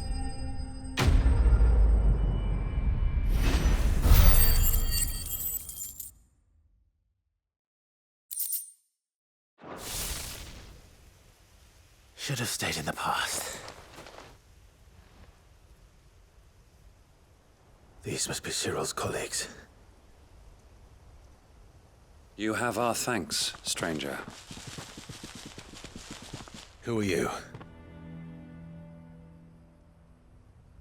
Ah, forgive me, my lord. I did not recognize you. You are Lord Rosfield, are you not? We are archaeologians, tasked with surveying this site. When the echoes appeared, our brothers here occupied their attentions. Thanks to them, and to you, we were, for a mercy, able to see our duty to its conclusion. You call that a mercy?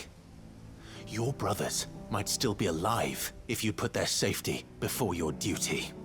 Surely this survey wasn't worth dying for. We are charged with uncovering Ultima's origins. A duty of the highest import, as I'm sure you will agree. And you think your dead brothers would agree with you too? I know they would. They gave their lives for the cause, an honor to which all Undying aspire. Now, to what do we owe the honor of your presence, Lord Marquis? Cyril told me of your work here, and I agreed to collect your findings in his stead. I see. That is most kind. Pray, take them then, with our humble thanks. May the Firebird's flame burn ever in your heart, as it does in ours.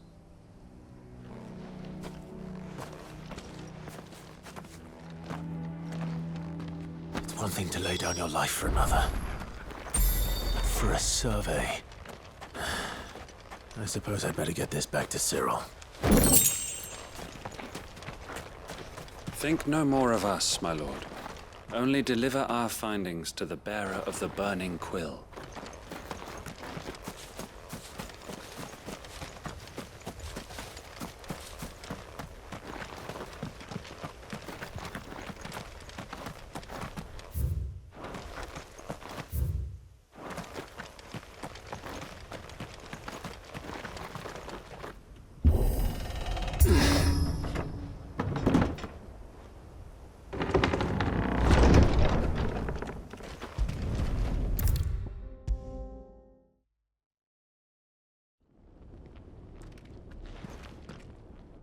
Ah, you are returned, my lord.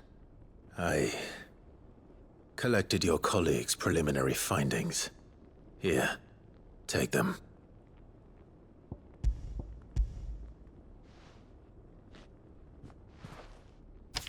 My thanks. I shall study them, and inform you forthwith if I discover aught that might aid you in your fight against Ultima. Cyril, your survey party suffered several losses in Kretov. Losses which could have been avoided, had the others not chosen to complete their work, instead of saving their friends. Were these your orders? No. This was their choice. Every Undying devotes his life to the service of the Phoenix. It is our sole duty, and should we die in discharging it, so be it. Even when death is avoidable. My lord, I fear that this is not a point over which it would be fruitful to argue. The Undying have served the Phoenix for countless generations, and your opinion of our methods, however earnest, is not like to change them. We live to serve the Phoenix. Our very order exists for that purpose, and that purpose alone. Cyril, I know that you and your brethren answer only to Joshua, but allow me to offer you a word of advice. It does not further the cause of the Phoenix to have his loyal followers surrender their lives without good reason. Provide your survey parties with an escort, that they might live to do their duty for years to come. Think not only of how you can serve the Phoenix, but how Joshua would want you to serve him. Please. For all our sakes. I thank you for your advice, my lord. If you will permit me to respond, our faith in his grace, Joshua Rossfield, is absolute. And we of the Undying will do what we believe is right to fulfill our duty unto him. As first shield to the Phoenix, I am sure you understand what it means to do one's duty. I do. Then we are of the same mind. And it is my hope that we may continue to do our duty together.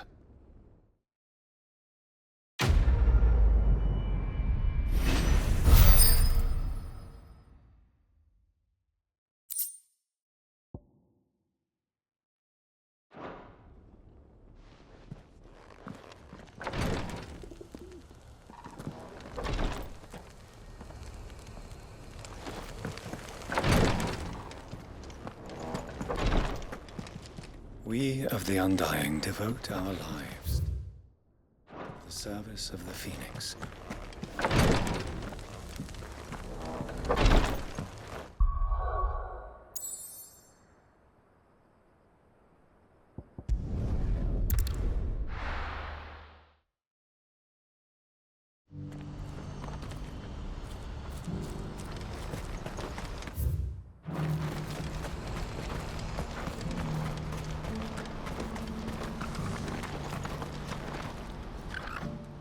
Clive, you'll be pleased to know that the negotiations are progressing well.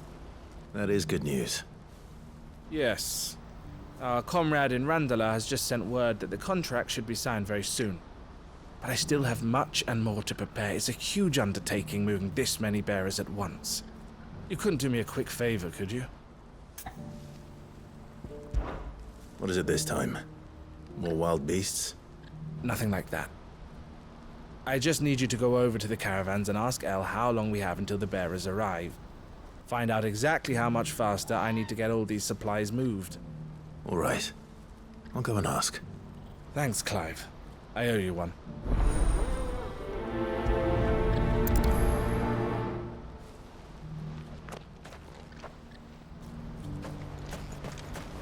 What's happened?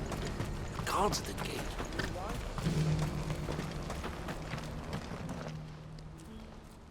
Don't blame yourself, El. This is their fault, not yours. I know, but... No buts about it, all right?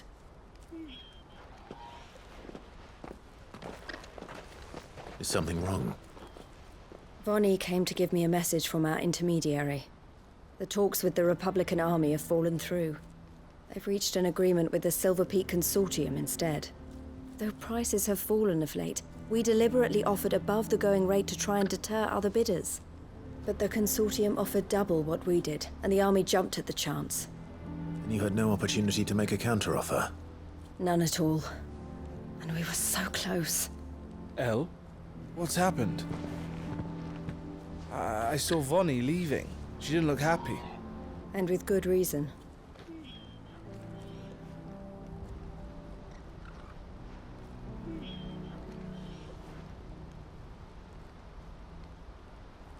But I thought we were the only ones the Fist was speaking to about the bearers. How did the Consortium even find out about this? It's not so surprising. They have ears all over the Republic. This isn't over. The Consortium will have to sell these bearers eventually, and at the price they paid, buyers will be few and far between. I'm going to Randalar myself. Alone? You sure that's wise? Are you offering to be my bodyguard? How kind. Meet me at the checkpoint near the capital gates. I'll send an owl ahead and request a meeting. You go to Cashlock, Theo, and get everything ready. We've waited far too long as it is. Even if I fail to free these bearers, there will be others. Someone needs to prepare the place and keep any prowling beasts at bay. Oh, and that's me, is it?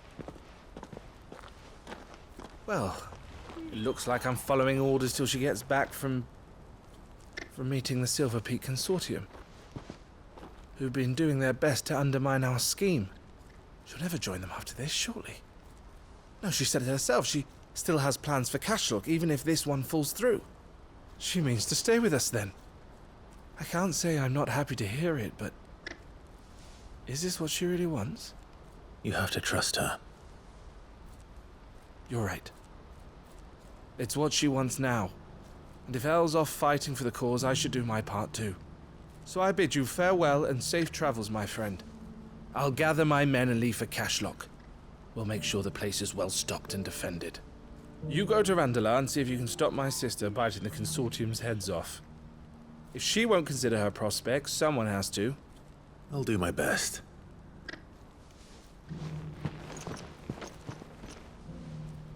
All right. To Randalar, then. And better not keep Eloise waiting.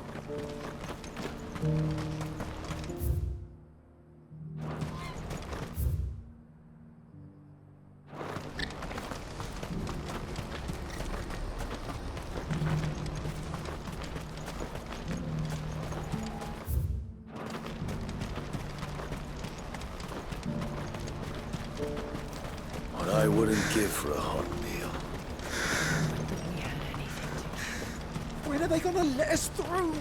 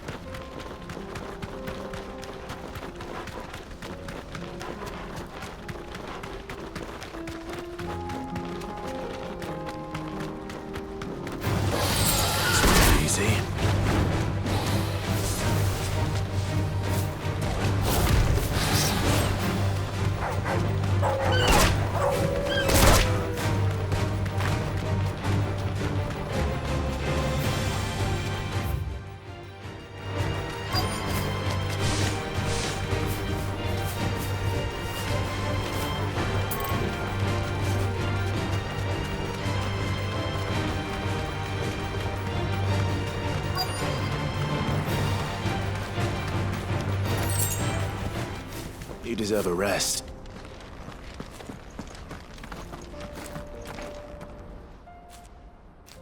I hope I didn't keep you waiting.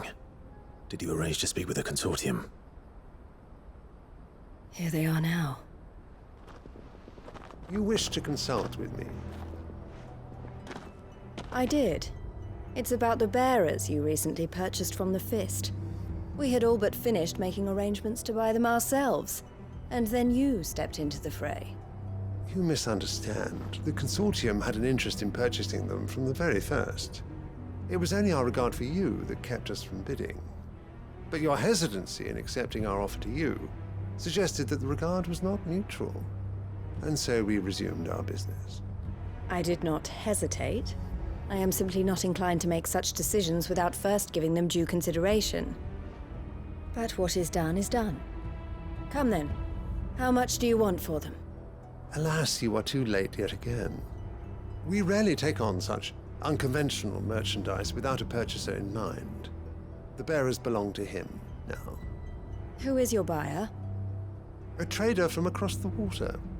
A most demanding fellow, if it's any consolation.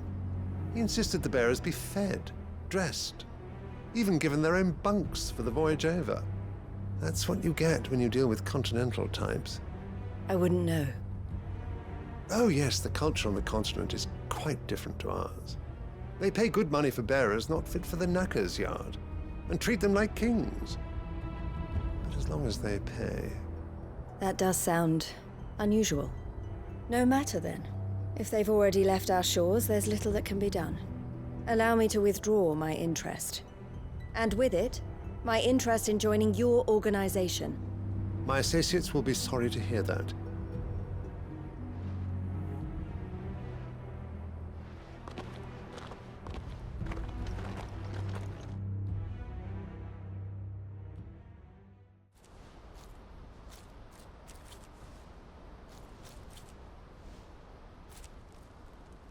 I'm sorry you weren't able to save them. As am I. But I only have myself to blame. He was right, you see.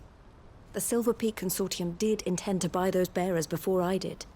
Their representative hinted at a possible purchase when he came to recruit me. I feigned interest in joining them in the hope he might be encouraged to tell me more, and he did just that. As soon as he left, I sent my own offer to Randalar. So you never... No. I entertained the Consortium's proposal solely so I could learn more about those bearers. But I was a fool to think they wouldn't find out. I knew exactly who I was dealing with. You tried. I did. And if what he said was true, the bearers are to be well treated. Which is something, at least. But they deserved more. I wanted so badly to see them freed. Eloise! Eloise! Word from Cashlock. The village is under attack. A pack of beasts have come down from the mountains, and there's a dragon at its head. Theo and the others are trying to hold them off as best they can, but the odds are against them. They need help, and fast. Theo! I'll go on ahead. Thank you, Clive. I'll gather some men and join you there. Just... make sure he's safe.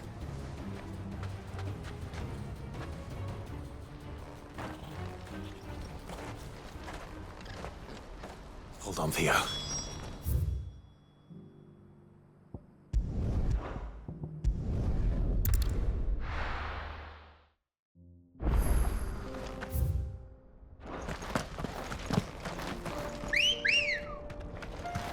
Let's go. Fly, Ambrosia.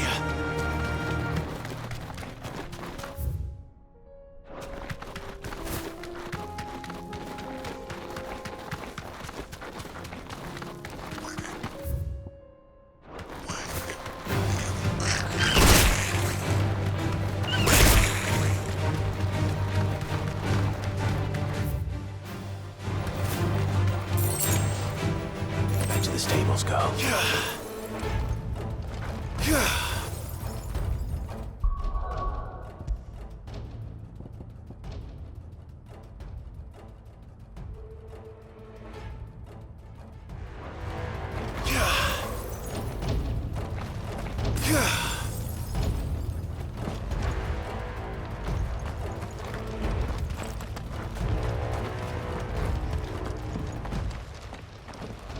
Where's Theodore?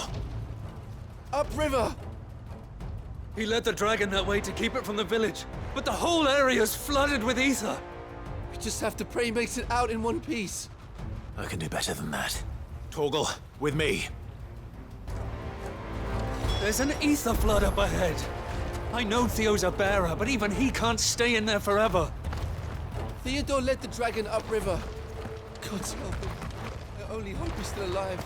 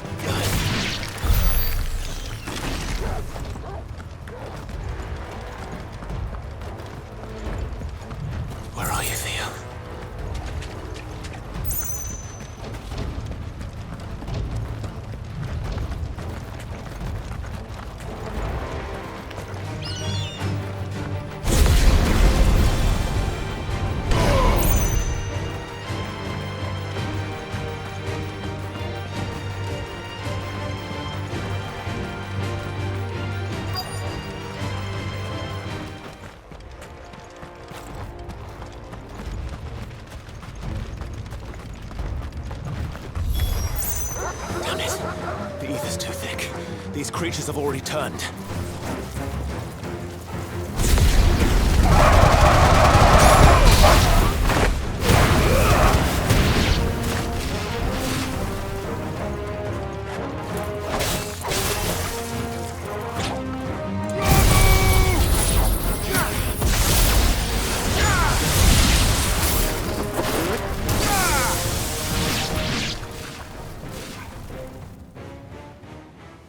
I can't waste any more time. I need to find Theodore before that dragon does.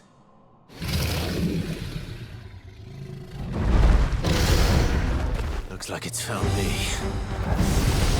This thing's turned as well. This isn't going to be easy.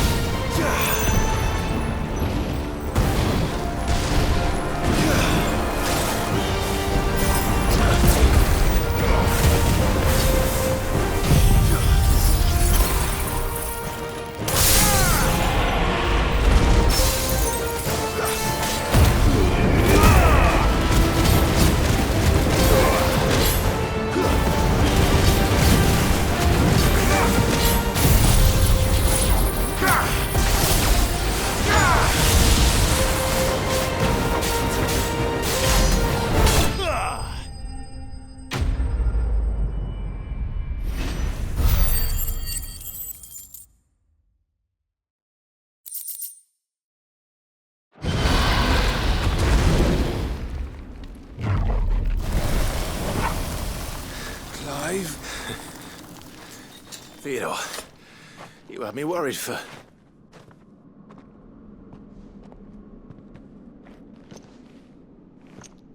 We have to get you out of here.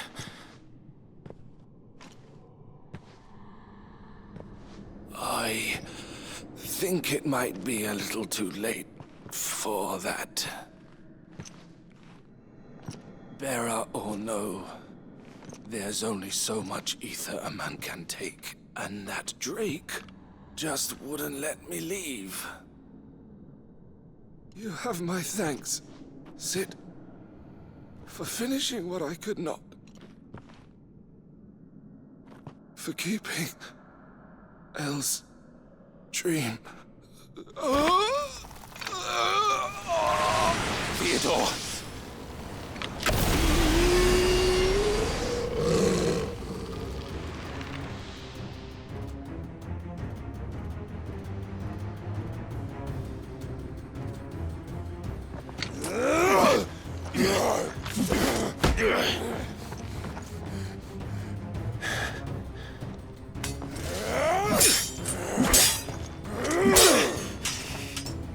Don't make me do this.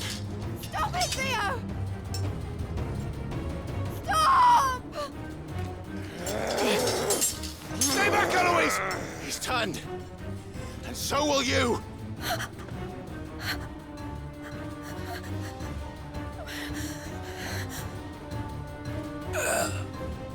Elle. Theodore.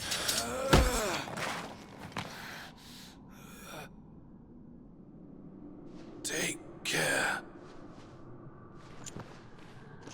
of my sister. Theodore, wait. Goodbye, Elle.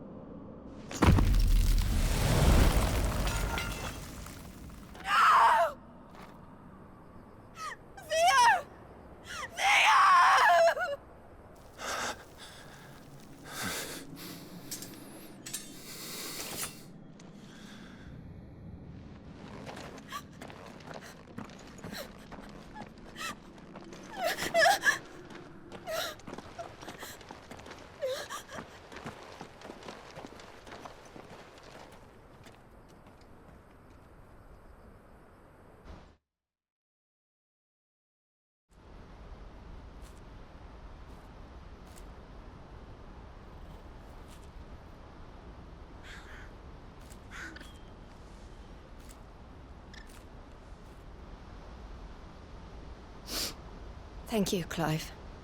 I think I'll be all right now. That was true bravery he showed. Leading the dragon away from the village like that. His first instinct was always to protect people. To put others' well-being before his own. And now he's gone. Because I sent him to that place, against his will. It wasn't against his will. He was ready to do whatever it took to show you he could stand on his own. So that you would finally be free to live your own life. To live my own life? He never could come to terms with the choice I made. What exactly happened? You once told me Theo was the first bearer you ever helped.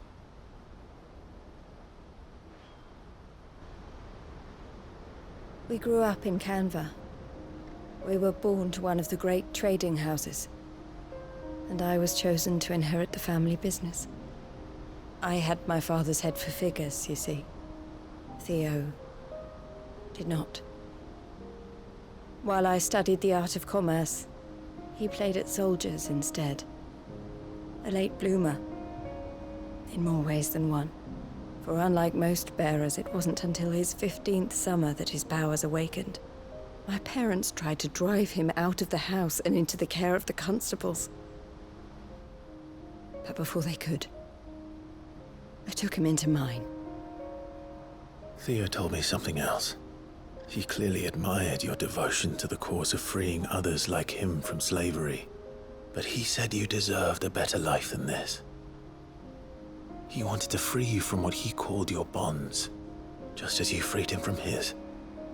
I would be lying if I said I had not wondered from time to time how much easier my life might have been if I had allowed Theo to be taken and devoted myself to the family business instead.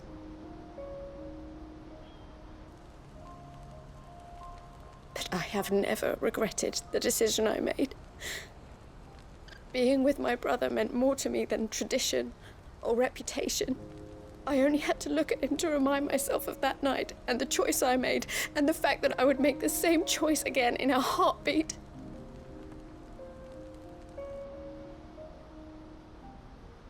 He was never a burden. How could he even think that? If anything, I was the one who weighed him down. You weren't, Eloise.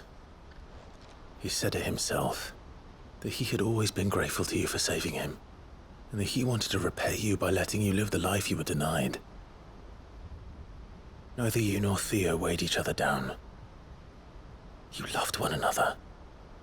You did whatever was necessary to continue living your lives together, and you always would have. You're right. All I ever wanted, all I ever did, it was so we could be together. Oh, Theo, why did you have to...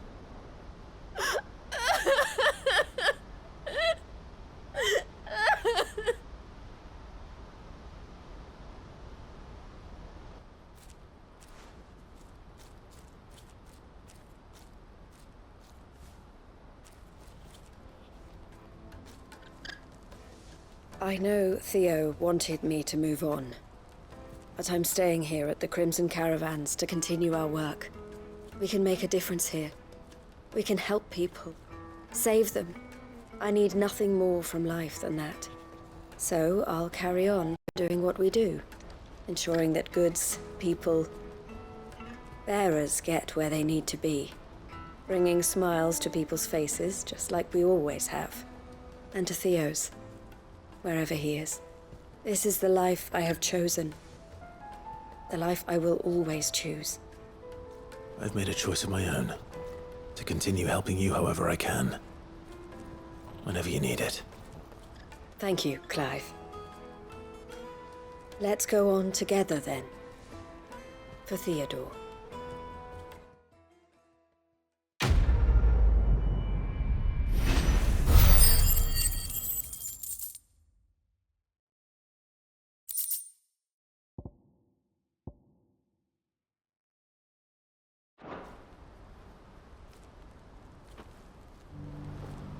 The Crimson Caravans is my family business now, and I would not exchange it for the world. I brought I've never seen Miss L cry before. Is Theo really gone then? He's never coming back. That's true. We have to look after Miss L, just like Theo looked after us. The Crimson Caravans is my family business now, and I would not exchange it for the world. I brought Theo here to be safe, and I have never looked back since.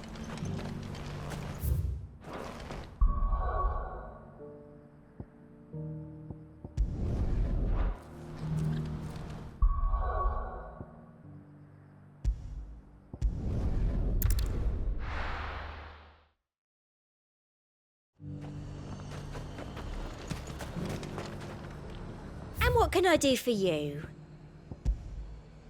I'll be here if you need me.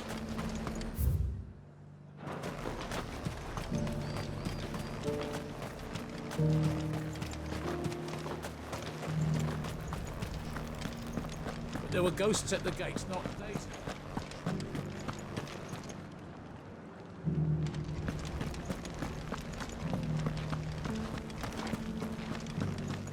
Those things I said before about not being able to fight. You didn't mean them. I know. That's not the man you are. The man I love.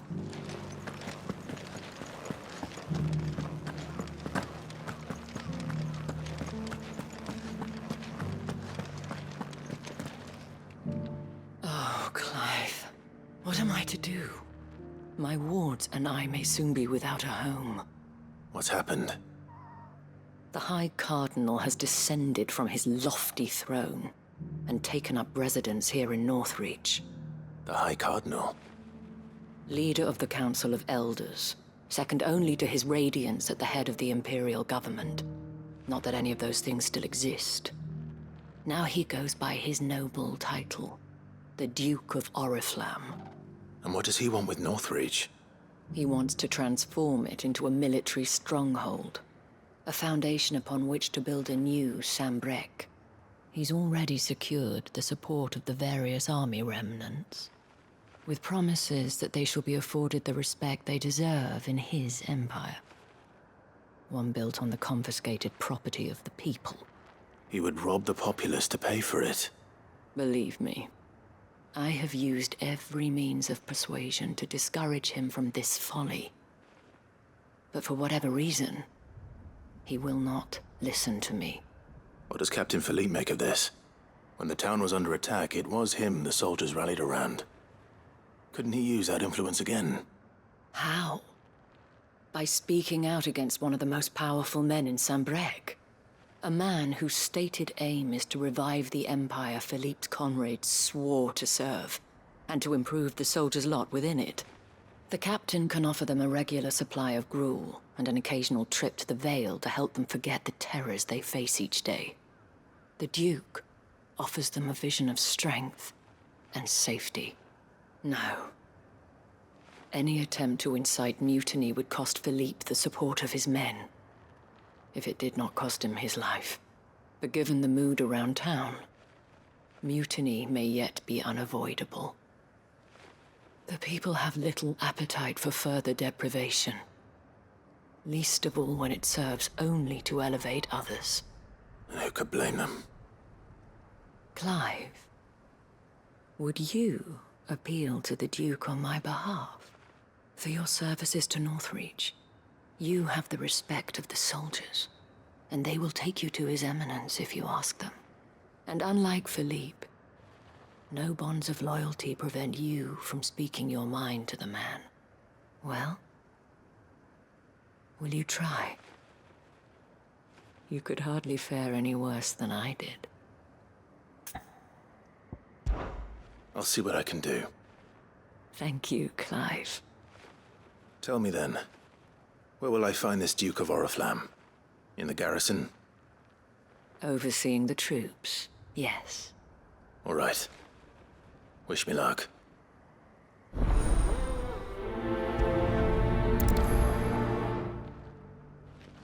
The fact that the soldiers trust you may well carry some weight with the Duke.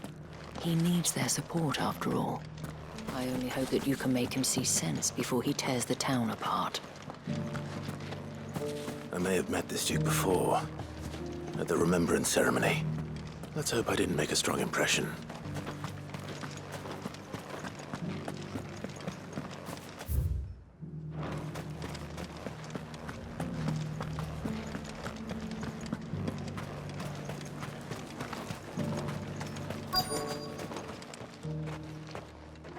Halt! Oh, sorry about that. You're the dame's man, aren't you? You got some business with the captain? No, actually. With the Duke. I was hoping I might be able to speak with him. We're under orders not to let any civilians pass. But you should be all right. His Eminence has heard all about you and your heroics. Wait here. I'll go and ask.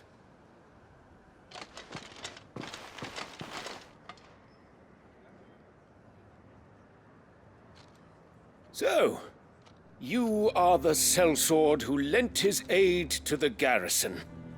The Empire owes you a debt, and I shall see it repaid. But tell me, is it wealth that you seek, or favor? Neither, Your Eminence. I thought only to inquire about your plan to turn Northreach into a stronghold. Ah, I see. You are worried the expanded garrison will render your services redundant. Yet you needn't be. A proud fighting man like yourself shall always have a place here. Pride of place, in fact.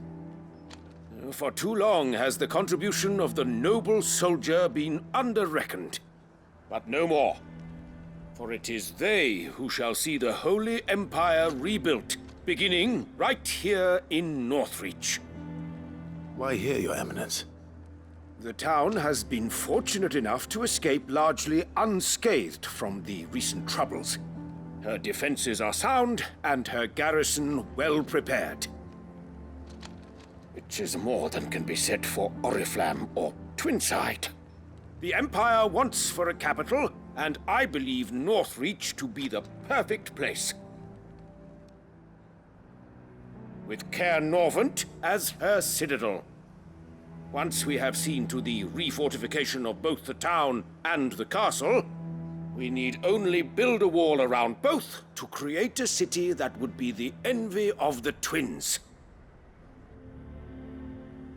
Plans are already underway for the construction.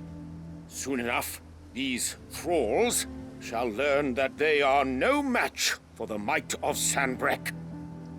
I fear you underestimate how dangerous these creatures are, Your Eminence.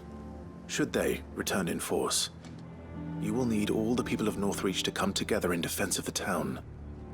Something they may be loath to do if they've been deprived of their worldly goods. The people will do as their leaders command. If Sanbreque is to be rebuilt, she will require a functioning government. One whose authority is beyond question. That is why this levy is necessary, so that any man who wishes to join the army might do so and be fed, outfitted, and paid as befits a defender of the Empire. And yet there are those who persist in peddling the treasonous lie that I seek to steal from the people and drive them from their homes. I suspect they're afraid of losing what little they have left. Precisely. The common folk have little and less, and you mean to deprive them of even that. You would sow the seeds of your new empire in your own salted earth. Sabine, we have discussed this. Yes, and I told you then how putting the empire before her citizens would lead only to revolt. Without an empire, there are no citizens. And in yours, there will be only beggars.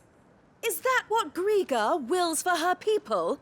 Do not take her name in vain, Sabine. I'll come back later. A citizens' revolt. I wonder what the people really think of the Duke's plan. It wouldn't hurt to ask them, I suppose. Let's begin with those on the other side of the wall. Sabine, you are embarrassing me. You're embarrassing yourself.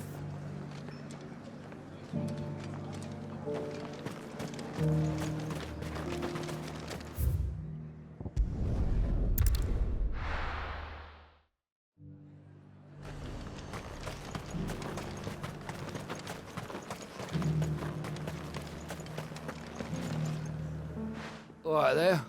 What is it you're after, sir? Just your opinion, actually. I wondered what you thought of the Duke of Oriflamme. Oh, him. Not much. None of us traders do. It's thanks to nobles like him that we had to set up shop this side of the wall in the first place. Couldn't have the rabble getting any closer to the holy capital, could they? And now he's trying to drive us out completely, threatening to take everything we got from us if we don't clear off. If the dame said she wanted him run out of town, I'd be straight through that checkpoint, tar bucket in hand.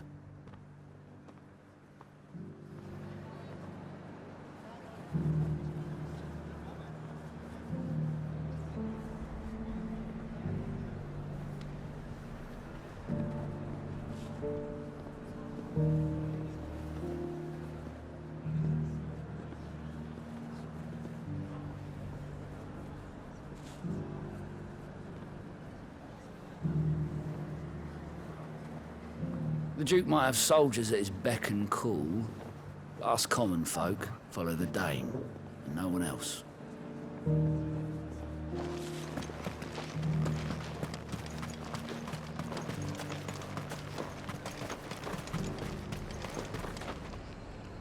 I've been hearing a lot of talk about a certain Duke. Nothing good, I'll wager. Going around acting like he owns the place. And with hardly a word to the dame. This is her town, not his. I take it you'd rather she was in charge. As far as I'm concerned, she still is. Just need his eminence to sod off back to Oriflamme. The dame actually cares about this town, unlike the Duke. He's only interested in picking our pockets to line his own. I got peppers to numb your tongue and put fire in your belly.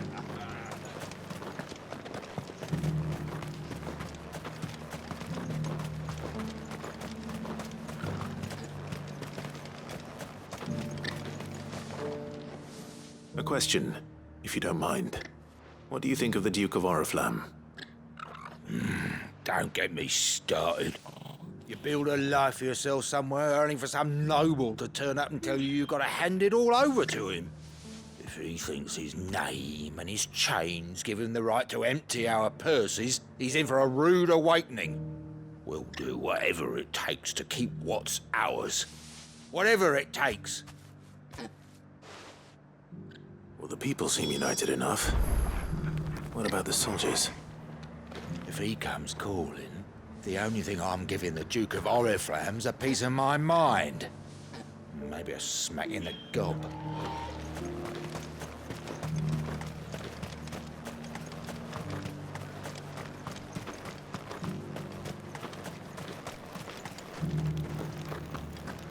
But there were ghosts at the gates, not Daisy.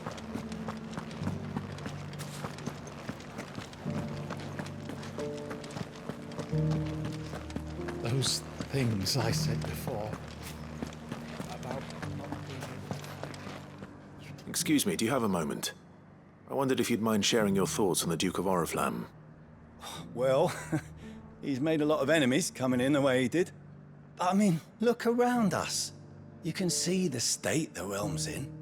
The traders might not like having the screws put on them, but if they volunteered a few more of their hard-earned gil before things got bad, maybe they wouldn't have to. I think the Duke's got a point when he says rebuilding the Empire's the best way of making sure we're all protected. And if that means people who don't know one end of a sword from another have to make way for those who do, well, that's just how it goes.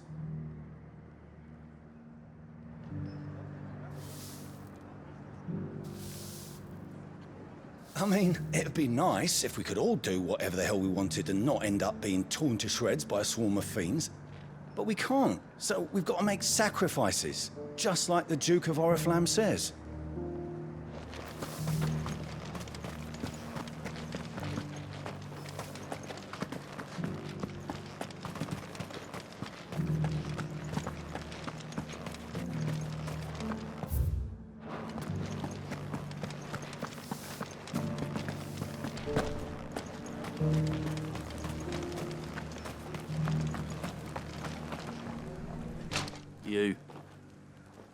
You're the one who was talking to His Eminence.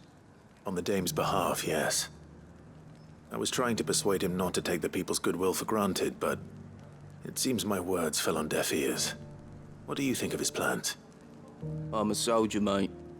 He tells me what to do, not the other way round. Listen, I've got nothing but respect for the Dame, but I've got a family to look after. That's where my loyalties lie, not with the town or the Empire, but with my wife and children. If the Duke can get us cement and the equipment we need to fight off those blue-skinned bastards, I don't care how he does it.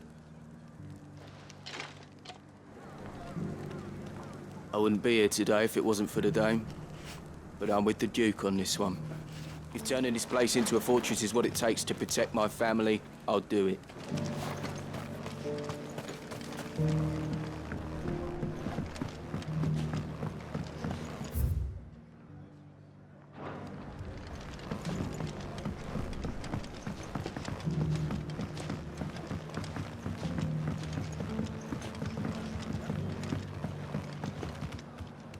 I hear the Duke of Oriflamme plans to turn this town into some sort of fortress.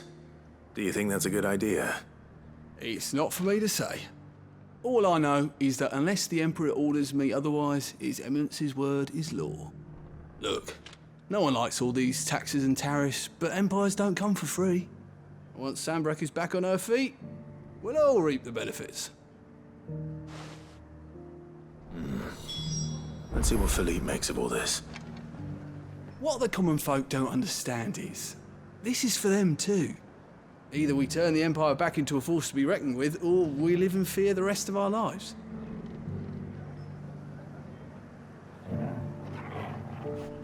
What the common folk don't understand is, this is for them to... Embarrassing me.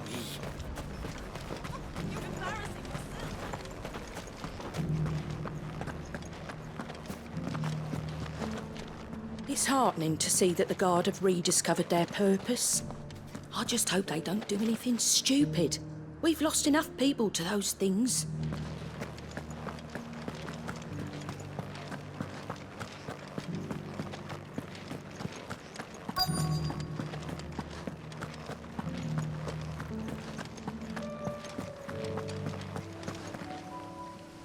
Captain, do you have a moment? For you? Certainly. Clive, wasn't it? Thank you for last time. How can I help you? I wanted to ask you about the Duke of Oriflamme. Do you intend to go along with his plan? But to tell you the truth, I'm in two minds. It's my sworn duty as a captain of the Imperial Army to obey his orders. But I can't say I agree with him. Philippe, I remember you saying that you became a soldier to protect the people you loved. The Dame included. That's right, I did. Well, she doesn't agree with the Duke's orders either. She thinks they could tear Northreach apart.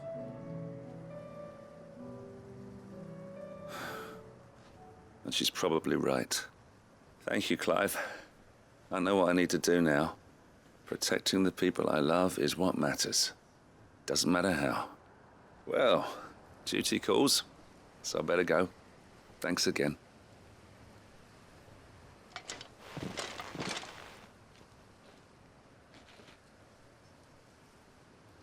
It seems Philippe wants to do the right thing at least. I expect Isabel will be pleased to hear that, if nothing else.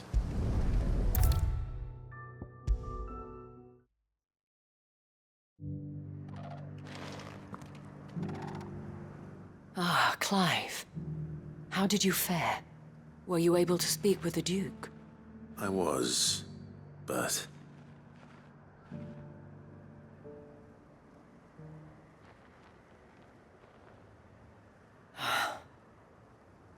So Northreach is to be a fortress after all. Well, it will certainly help to hold back the thralls. There's no denying that. Though I doubt it will come as much consolation to the townspeople whose worldly goods are confiscated to pay for it. They deserve to be heard, Clive.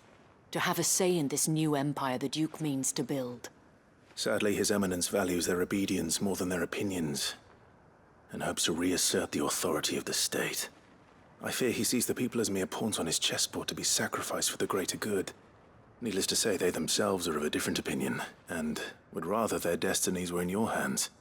The soldiers, meanwhile, are content to follow their orders.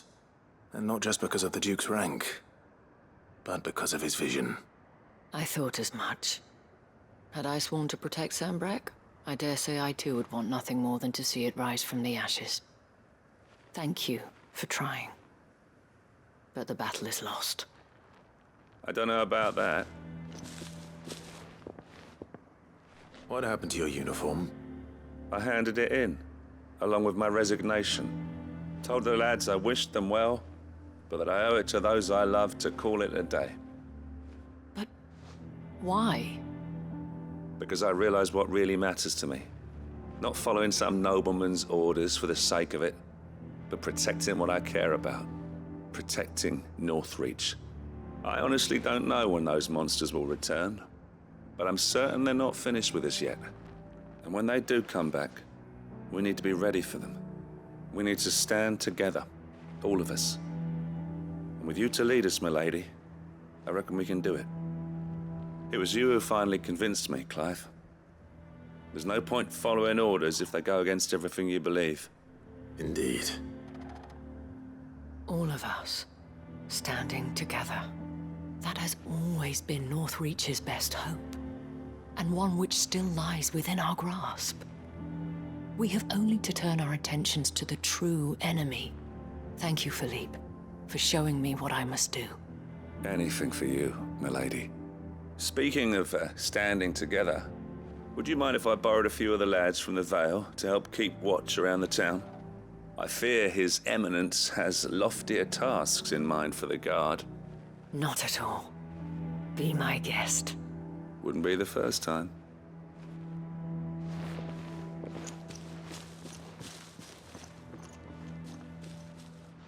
There may be hope for Northreach yet. Especially with men like you and Philippe to champion our cause. I, for my part, shall continue to work upon the Duke, in the stubborn belief that I might still tempt him into joining hands. But I suspect I shall have to call upon your aid again. Until then, Clive. Until then.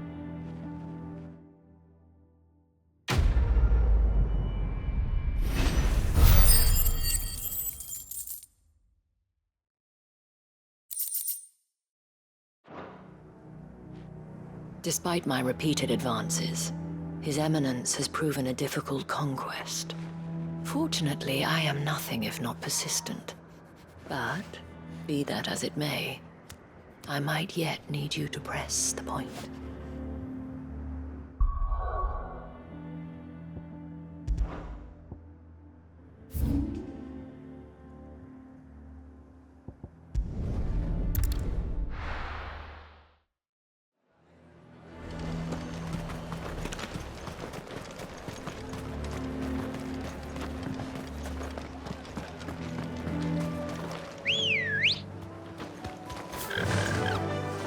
Faster!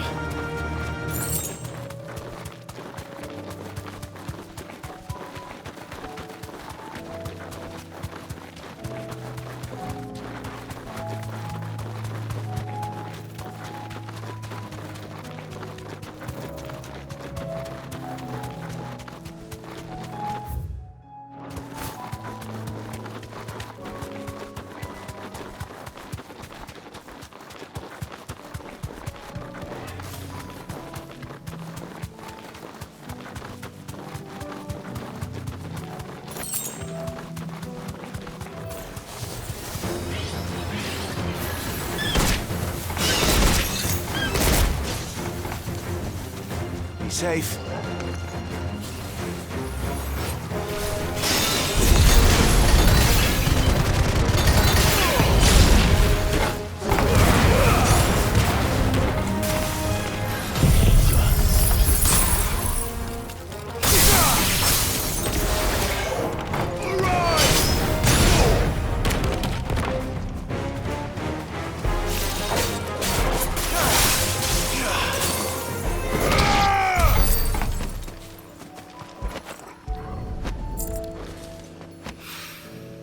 That's all of them. Owain can uncross his toes now.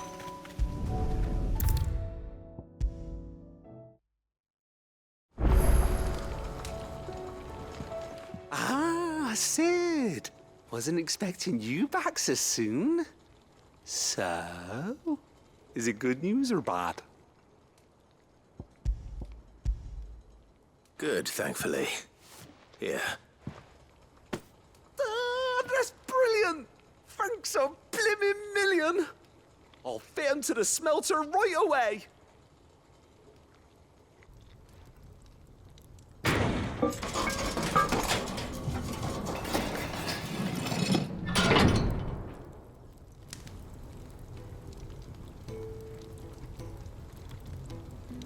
May I present to you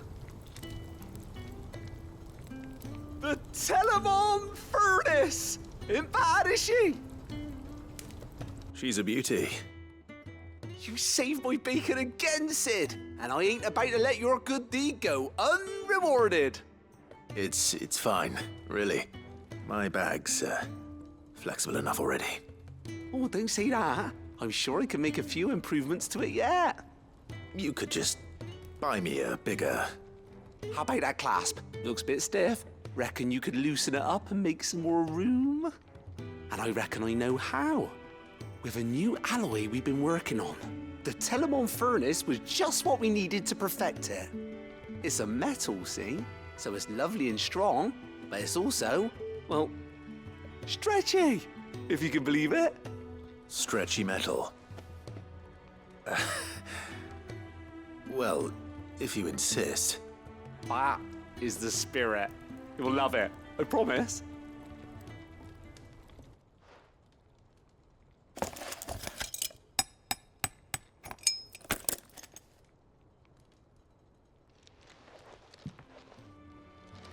So, what do you reckon? It's actually quite ingenious. Thank you, Owain. Shh, don't mention it. You earned it. And I wanted to get some practice in using that metal anyway. Reckon we'll have all kinds of uses for it around the hideaway. Can't think of any right now, but that's our job, innit? Dreaming up new ways to make life easier around here. Maybe even out there, too. One day, the whole world's gonna know about the inventions you've helped us put together. That bag of yours will be the first of many. You mark my words. They'll hardly believe their eyes, I'm sure.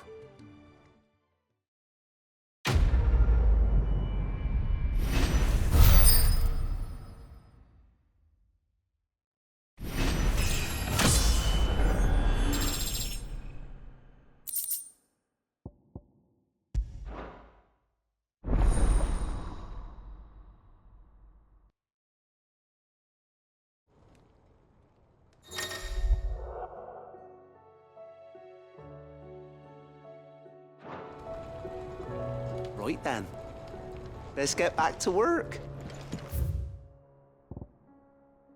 These rules.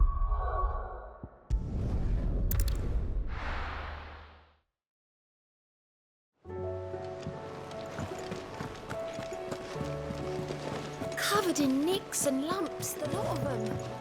It's a wonder they can still walk.